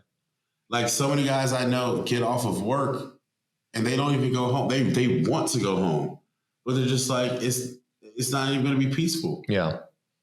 You know what I'm saying? Like, they're over there having dinner by themselves at Applebee's, reading text messages of getting cussed out because she's thinking he's doing this and that. And he's like, see, he's like, there's nothing I can do right now. Yeah, it's not even worth the fight. He's like, I could have just stayed at work. You know what I'm saying? Like and it's just like, it's sad when they say it's cheaper to keep her. You know, there's guys that work at the Space Center, you know, back where I'm from. And I know this one man in particular, because of alimony and child support, he now collects unemployment and lives in a studio apartment. When this man had a yacht, big ass house, won't call it a mansion, big ass house, had everything. But because she wasn't happy anymore, it's cheaper for him to quit his $300 and something thousand job and live in a studio apartment than to work and pay her. He was in negative working there just to pay her. Because she has to maintain her lifestyle. Right. So yeah, now that he's working or not working, he can't afford her lifestyle. Guess what, right? He has? Yeah. Peace. He has peace. Yeah. It's so fucked. It's so fucked. She loses and he loses, you know? But you know what though? You say she loses, but she's just got another guy around the corner. That's what I was about to say. Like, what was her motive in the first place? Right. Did she lose? Or was she just winning during this time and now she's going on to the next? On to the next. That money will keep coming until I'm married, which why would she ever get married again? I'll just keep collecting that money. Another sucker. Totally. You know what I'm saying? And ladies, again, I'm not saying it's all, not every woman. And I'm not saying it's just women. Some guys live off their female. Look at Mary J. Blige. She said she had to go back on tour just because her ex-husband spent all the money. Perfect example. You see what I'm saying? Yeah. Yeah, it can happen both ways. What are your thoughts on marriage, by the way? Never been married. You have a kid. Never been married. I wanted to get married. My thoughts on marriage now, I feel like the government has got too involved. For sure. I mean, the whole point of marriage when it was a thing it was a property arrangement and a way of pooling assets and using it to your financial advantage. Utilizing each other's lives to be unified. Right. Then they conflated it with love and all of these other things. It used to be jumping the broom. It's not just that anymore. You know what I'm saying? And so it's just like... I haven't heard that expression, jump in the broom. What is that? Huh? What is that? I haven't heard that expression. Oh, so jump in the broom comes from it's an old slave term. When they when the slaves got married, they held hands and jumped over the broom and that sealed the marriage. Oh, interesting. You see what I'm saying? Yeah. So, and that's what it was. We jumped the broom. We're married. That's what we had. That's all the only thing. That's all they had. Right. That's all they had. Now you got to sign this document. Half of it, this is yours because of this. This is mine because of that. This is, when you have so many of those, and I'm going to be honest with you, having the conversation of a prenuptial agreement is not going to leave a good taste in almost any woman's mouth. Except for her. Believe it or not. Really? Yeah. She was like, it would be stupid for us not to have one. And that's how I knew she was the keeper. Yeah, shit. I drink to that. God damn. Cheers to that. You got a sister? Look at your sister, girl. I'm going to Ukraine. Yeah. You know, it's not right now. Not right now. Tell her to come over here. Yeah. But yeah, like, I would hate, and that's the thing, you don't even want to have that conversation. You don't even want to have to do that. Right. But it's just like, because of the way the world is now, if you're not happy, I'm not happy. And we say, okay, we don't hate each other, but go ahead and live your life. It's not that simple anymore. No, because you got that, and now you want to get the lawyers involved, and you have the ability to like just make their life hell because you want to. Both and of your life can be hell. Yeah, and the lawyers are the only ones who win. It's, you know, I've got a client who's going through. He's on his third. He's had 2 divorces, and he was playing the same game, like what you were talking about, where it just makes more sense for him to not succeed because he's losing. Yeah, because it costs him more money. Right. So the government's involved. It's just really a bad deal. For us, the only way I could get Maria into the country was married, K-1 visa, getting married. And I knew going into that, like we'd had that conversation about the prenup. Getting married was, so I come from a family of, I'm the oldest of 4, and both my parents are one of 3 kids, and all 3 of them are married, never a divorce. Both sets of my grandparents married for 50, 40 years or something. So like, there's never been a divorce in my entire family. So that made me think like, okay, I can't be the first to get divorced. I better either not get married or make sure I don't fuck that up. Right. And then given the situation of immigration, all that stuff, it was just something that like, it was unavoidable. But if I was in the US and I was dating an American girl, what is the point? Like I don't see any advantage. I only see disadvantages of getting married. And the crazy part about it is, and this is decades ago, 2, 3, maybe even 4, divorce wasn't an option. So there was no need. There was a stigma for it, There was no need to have a conversation of a prenuptial agreement. But there's people who get divorced after a couple months. You see what I'm saying? Yeah. Like, it's like, what? No big deal. Whatever. Yeah, whatever. Yeah. Get divorced. Like, I didn't like this. This was cool and all everything. But like, so you guys were just dating and signed the paper, and now your lives are fucked. Not even dating. They're just hooking up. Yeah, exactly. You're just hooking up because you guys hate each other, really. Yeah. Like, you know what I'm saying? But now you got to go through all these legalities, and you see what I'm saying? Yeah. So to answer your question, how do I feel about marriage? I would love to be married. But to be honest with you, man, I really don't see. If the day comes that I get married, I'm going to be an older man, and she's going to be my age or older woman who we've lived our lives.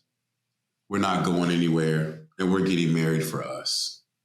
You see what I'm saying? Right. We're getting married for us, not because we're young, we're blissful, we're about to get married, have a big wedding. We're getting married for us. But as far as like this, oh, hell no. No. Yeah. There's no way. It's too scary. Your life is on the line. Yeah. It's like everything. I'm 32 years old. If I got married right now, everything I worked for, if that woman one day woke up and said, I don't want to be with you, my life is changed. It's changed. And I'm not just talking about my life being married. I'm talking about my entire life is changed. I got to sell this. I got to give her this. Yeah. You got to make all these decisions that don't make sense anymore, Just because I said I do. Right. Because I was in love, which is the whole stupid thing about it anyway. I'm just going to use the example. Like, okay, if I was your wife right here, like we're sitting right here and we say we're in love and we go down to that bank and go get our marriage license and then come right back here. What just changed? We went to the bank and we got a piece of paper. Right, we got a piece of paper. Yeah. But look at all the legalities that go to it. Yeah. Now we got to go back to the bank and we got to sign this. We got to sign that. It's just a bunch of paperwork. Nothing changed. I love you. You love me. We want to be. If you want me in your life and I want you in my life and we're not going anywhere, that's what it is. Right. Yeah. Nothing's changed. Nothing's changed. So it's just like, I get it. Girls, women, they see other women getting married. They're like, that's what I want to. I don't want to just be a baby mama. Right. I want to be a wife. But too many situations, people just want, and I will say people just want the wedding. Yeah. Which is what we've been conditioned to think we need to spend all of our money on and have a big party. Why save money and buy a house when you can just have a big fucking wedding? Big wedding. Go back to your little small apartment. Take out debt. Have a big wedding. Yeah. It only happens once, so you better have this big ass party. Go to school, take out debt. You know what I'm saying? Take out debt, go to school, have to pay that back for the rest of your life. And then get married. You know what? You just owe the government for the rest of your life. You know what we should do? We should spend all our money on a party. That's what we should do. Just go out, make as much money as we can, and throw one big ass party. One big party. Invite a bunch of people you don't even care about. You know, they'll give you a few gifts that you don't need. Some plates and forks and shit that you don't need. And just have a big fucking party. Never say die. Yeah. Just a big fucking party with a bunch of people you don't know. Yeah. You know what I'm saying? Yeah. And that is the reality of the situation. But and if you really want to talk about it, back when you got married, the woman's dad was supposed to pay for the marriage. What happened to that? Right. Where's the dowry? Where's that?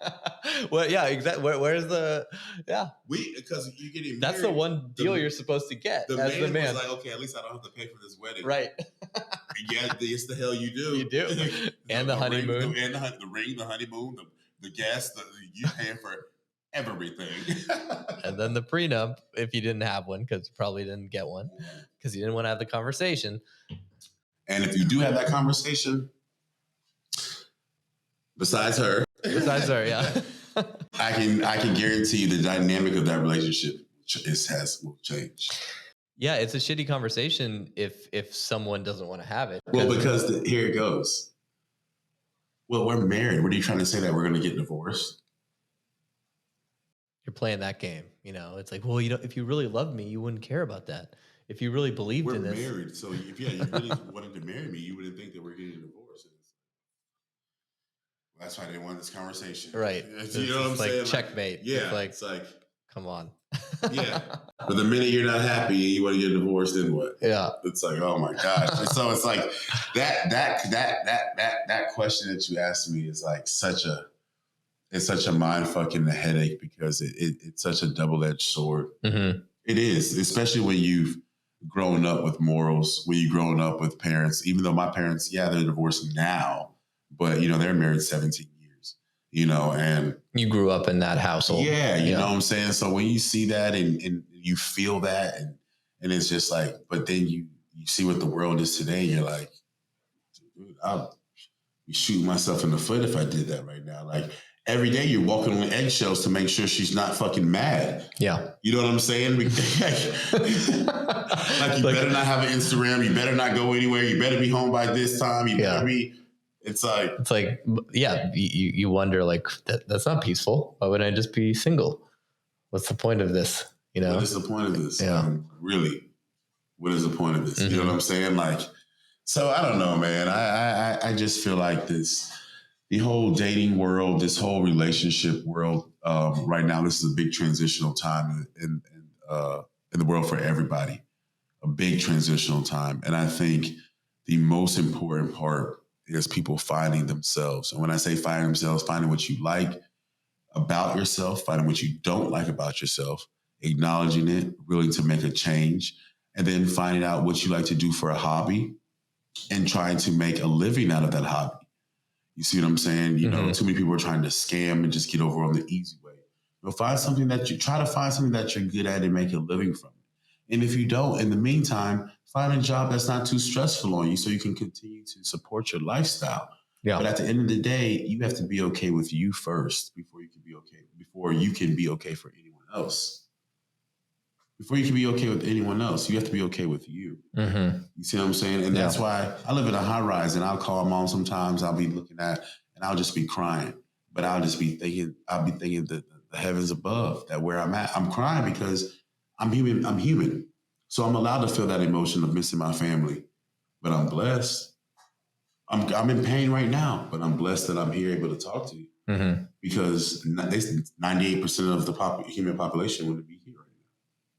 You see what I'm saying? So it's like, I feel like in this transitional part, you know, you look at social media, you see the marriages and the this and that, you know, that's cute, but let's find ourselves. You know what I'm saying? Let's find out who we are, you know, and because when you find out who you are, a person who's compatible is going to. They're going to show up. They're going to show up. They're going to show up. Yeah. They're going to show up, you know? Yeah. It's, for me, it was, you know, that process for me was an interesting one. And I didn't realize I was going through it, but I found myself through, I hate to use the word dating, but through dating endeavors, you know, like I felt like I was on this journey of becoming the best version of me and building my confidence. And I did that through my dating endeavors. Yeah. Right. And then I realized like, oh, it's not about getting the 10 or, you know, having the, you know, whatever sexual conquest or checking off that thing on the bucket list. You know, it was about feeling good and not feeling good, but like feeling, what's the word you're saying? It's like finding myself, like who am I? And like, see, you said something, I just want to hit on what you just said. You found that through your dating endeavors, right? Because you know who you are. You're able to date. I know who I am. I'm not. You see what I'm saying? You were, I don't know if you still are, but I mean, you have a wife now, but you were able to date a female and know she's probably dating someone else. Me, I can't. I'm gonna go. Oh, that's interesting. You see what I'm saying? Yeah. There's no fucking way in hell like that. That you're coming to you're sleeping in my bed today and then sleeping in his bed. No. Yeah. I was going through, I mean, I was seeking those women out. You know, I was basically, you know, running trips and doing Playboy calendar photo shoots in the Maldives and, you know, only picking women who would submit through our site, who would like, you know, send us nudes or be like, I am sexually liberated. I want to have this crazy fun experience. I'm not obviously only dating you. In fact, we're not even dating. We're just fucking. Yeah, we're just fucking. And I was like, great. Like, let's party. Definitely. Yeah, definitely.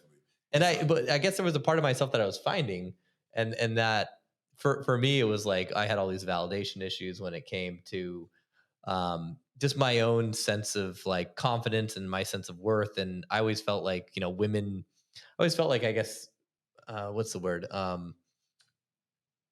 I felt like beautiful women didn't notice me and I was kind of invisible to them for a long time. So I needed to get to a point where I felt that both women and men were like, oh, that guy's a, you know, he fucks, that guy fucks, or that guy's a beast. Right. And then once I felt that, I was like, oh, okay, that's no longer that exciting. The validation's not interesting anymore. Yeah, it's like when you want to start working out, it's like no one's looking at you, then you start making gains and people are looking at you, then you're like, all right, well, this is just what I do. So, you know what I'm saying? Right. Like, it's that same thing. Yeah, it's that same feeling. You're doing it for the, you know. And in the dating world, I had to work backwards. Instead of trying to see what I liked, I'm an alpha male.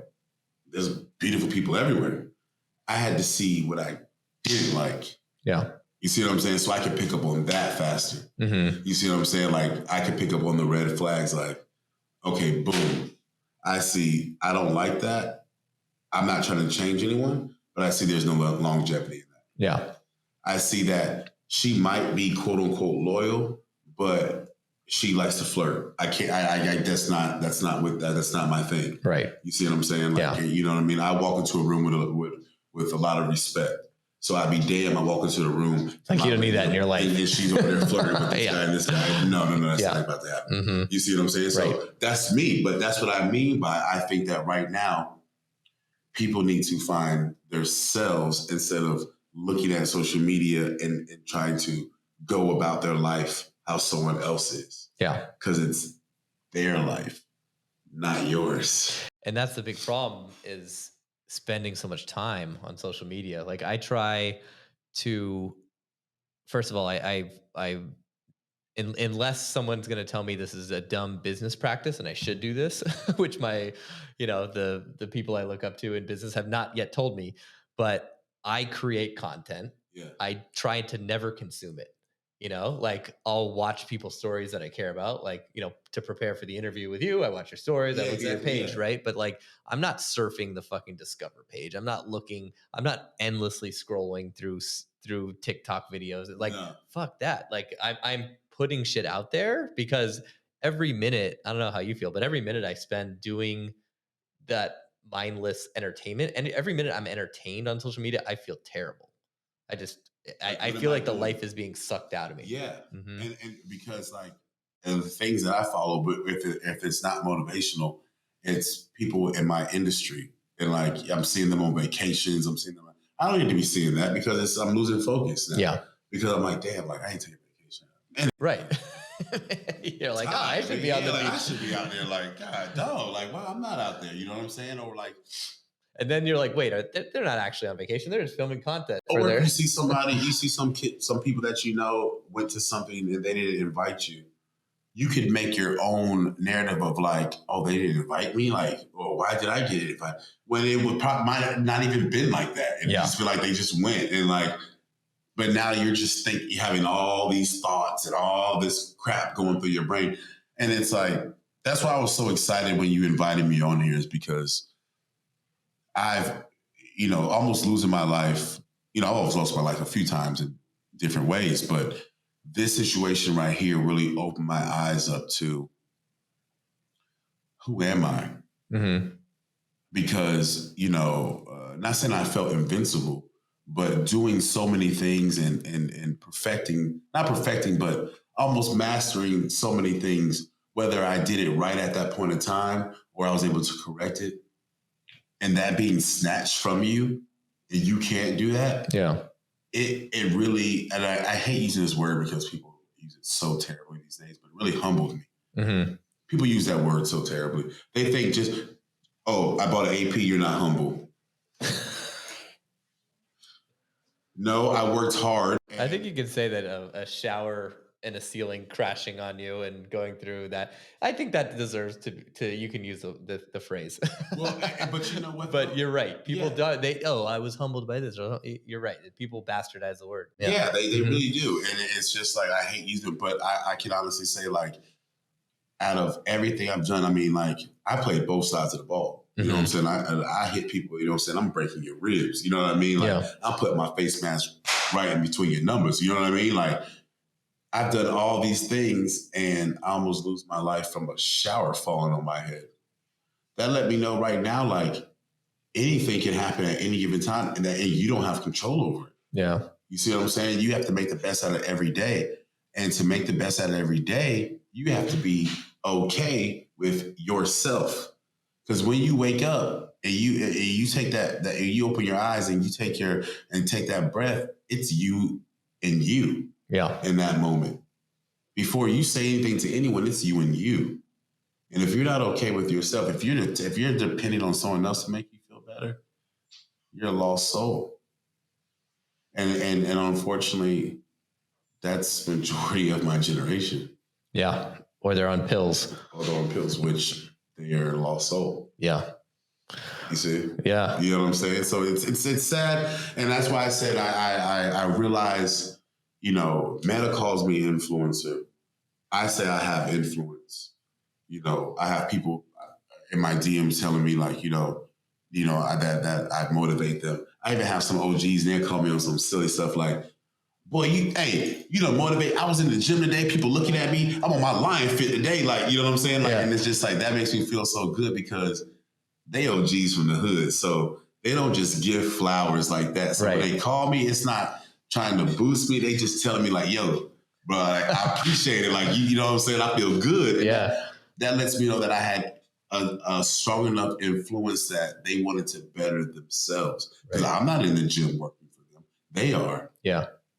You see what I'm saying? But whatever I did and whatever I said made them think that hard about themselves that they wanted to do better. Mm-hmm. That motivates me. Yeah, that's real influence. You see, that's influence. Yeah. I'm not trying to just be an influencer and just create content. No, like I want to be a good influence, you know? And that's why I said I want to be a better man every day. I have a 4-year-old son, you know what I'm saying? And he had a little runway at his school 2 years ago. He was 2 years old. No, he had just turned 3. And they had a little runway. He got to the end of the runway. It was like, you want to be like Papa. Yeah. You see what I'm saying? Totally. Like, and I was just like, man, like it's amazing to me that like when you do well or someone sees you do well, how much they want to replicate that. Yeah. So this social media thing, all people are seeing are highlights. And when I say highlights, it's either the best of the best or have the utmost sympathy for me. There's no in between. There's no in between. It's either a couple is so happy, then the next day they done deleted all these photos. Right. You know what I'm saying? Totally. Like, where did he go? Like, where is he? What happened like, there? I thought it was everything. He was all over the page. Yeah. But you don't know what happened in between. You have no idea. Yeah. But every day there was a new picture of some like smile. Yeah. Well, dude, I hopefully anyone who follows you on Instagram, I mean, this has been fucking awesome hearing all of the nitty gritty. And I mean, we've covered so many topics. Yeah, man. Where can people find you? What are you up to next? What should we look out for? On everything, my name is at Mr. MR _ Coleman, COLEMAN 777. And I didn't make that handle crazy like that because I wanted some weird handle. The 3 7s, people say is lucky, right? Like the lotto. Yeah. The word jackpot has 7 letters. So people are like, man, like you've been through all this stuff. Like you're like a jackpot. If you look at all my captions, I put the 777. But Mr. Lucky also has 7 letters. But I don't say anything about lucky. I don't say anything about a jackpot because blessed has 7 letters. And that's what I am. So you guys can find me at Mr. Coleman, Mr. _ Coleman 777 on any platform. And the documentary will be coming out very soon. We don't have an exact date because you guys know how editing goes and all that kind of stuff there. It's going to be put out before the New Year's because I rep the companies that I'm representing. Another thing that I'm doing is I'm the prodigy child of not taking narcotics. Because if you look at my sheet, which I will share, you guys will see in the documentary, if you look at it, you'll be like, what the fuck? You see what I'm saying? But I don't take pills for many reasons. Your body can get addicted to it. Then when your mind gets addicted to it, there's a big problem because you feel like you can't continue to thrive without those, whatever you're taking. Yeah. And not only that, you can't really look too good when you're taking that stuff. No testosterone either? Like, no, let's see, and that's another thing. The fact that I'm still going through what I'm going through, they test all my levels. Yeah. So there's certain times that they have to give me a TRT shot because they've put me on certain type of, not medicine as far as like pain medicine, but certain, like when I was in the hospital, all those medicines shut my test. Dude, I was breaking out like crazy. They had to give me like some like Cipinate or something like that. But they have me so regulated right now. Everything is boom, boom, boom. I'm so tapped into the health side of things because I see now that I'm 32, like I'm not just bouncing back from stuff. Yeah. But on the same time, I see I'm able to dictate my body. You know what I mean? Like how not just people see the outside, but even on the inside. You know, and yeah, this is gross, whatever, guys. But even when you check your stool, where after the age of 30 years old, you need to check when you use the restroom, what's going on in there. You need to. Yeah. You know what I'm saying? So you need to know when you go into the doctor. You need to make sure you learn a lot from that. Yeah, you need to stay hydrated. You know what I mean? All these type of things that I wasn't in tune with until this situation happened to me. Yeah. You know what I mean? And like so many people ask, yo, is this guy on steroids? No. I put guys on stage, and I will say, if I was, you guys would know it. I would be a really big, sorry to say it, motherfucker. You know what I'm saying? The way I really would be, you know. But I'm gonna tell anybody, you know, I would tell anybody, majority of how you look on the outside starts in the kitchen. Mm-hmm. Starts in the kitchen and it ends in the kitchen. You see what I mean? Yeah. Like when you go to the gym, besides cardio, only thing you're doing is breaking down your muscles. So I'm gonna go ahead and give it to you real quick. If I cut him right now, his skin's going to create a scab, right? That scab's not going to be even with his skin. It's going to be lifted. And after it heals over, depending on if he has keloid skin like I do, see I have keloid skin? It's lifted. It's above my skin. Why? It was a burn that healed over and it's bigger now. So when you're lifting weights, you're ripping your muscles. You have the reason why you're drinking protein or you're eating protein is to heal the muscle, which is scabbing it over, which gives you gains. Okay. Now, what I will say this is you drinking protein to heal yourself. A protein shake is considered a meal, but a protein shake is not a meal replacement. And the reason why I emphasize that, because your kidneys and liver will suffer terribly if that's what you're doing. They have meal replacement shakes. Just like a square is a rectangle, but a rectangle is not a square. A protein shake is counted as a meal, but it is not a meal replacement. So I eat 7 meals a day. Well, right now I'm eating 5. I eat 3 meals and I have 2 protein shakes. 2 of those shakes are counted as a meal. But let's just say I was really rushing and da-da-da-da. I'm not going to drink a protein shake and say, oh, I had a meal. No. Because that's building what you just tore up, it's not right? Building shit. Or repairing what you tore up? It's not, no, I haven't torn anything up. What I'm saying, if I'm busy and I didn't have a chance to eat and drink a protein shake, you mean as a meal replacement? Yeah, that's bullshit, right? It's bullshit. No. But if it's just designed for what it's designed, it is to repair. It's to repair and it's counted as a meal. But if you're very busy and don't have time to eat, they make shakes out there that are meal replacements. Because things that are in protein shakes are toxic to your body. But when you're ripping your body down like that, stuff gets, you know what I'm saying?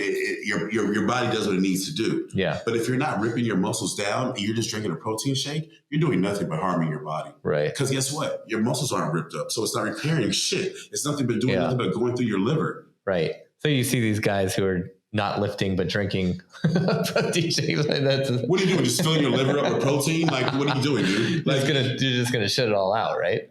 No, actually, no. Like, you're clogging things.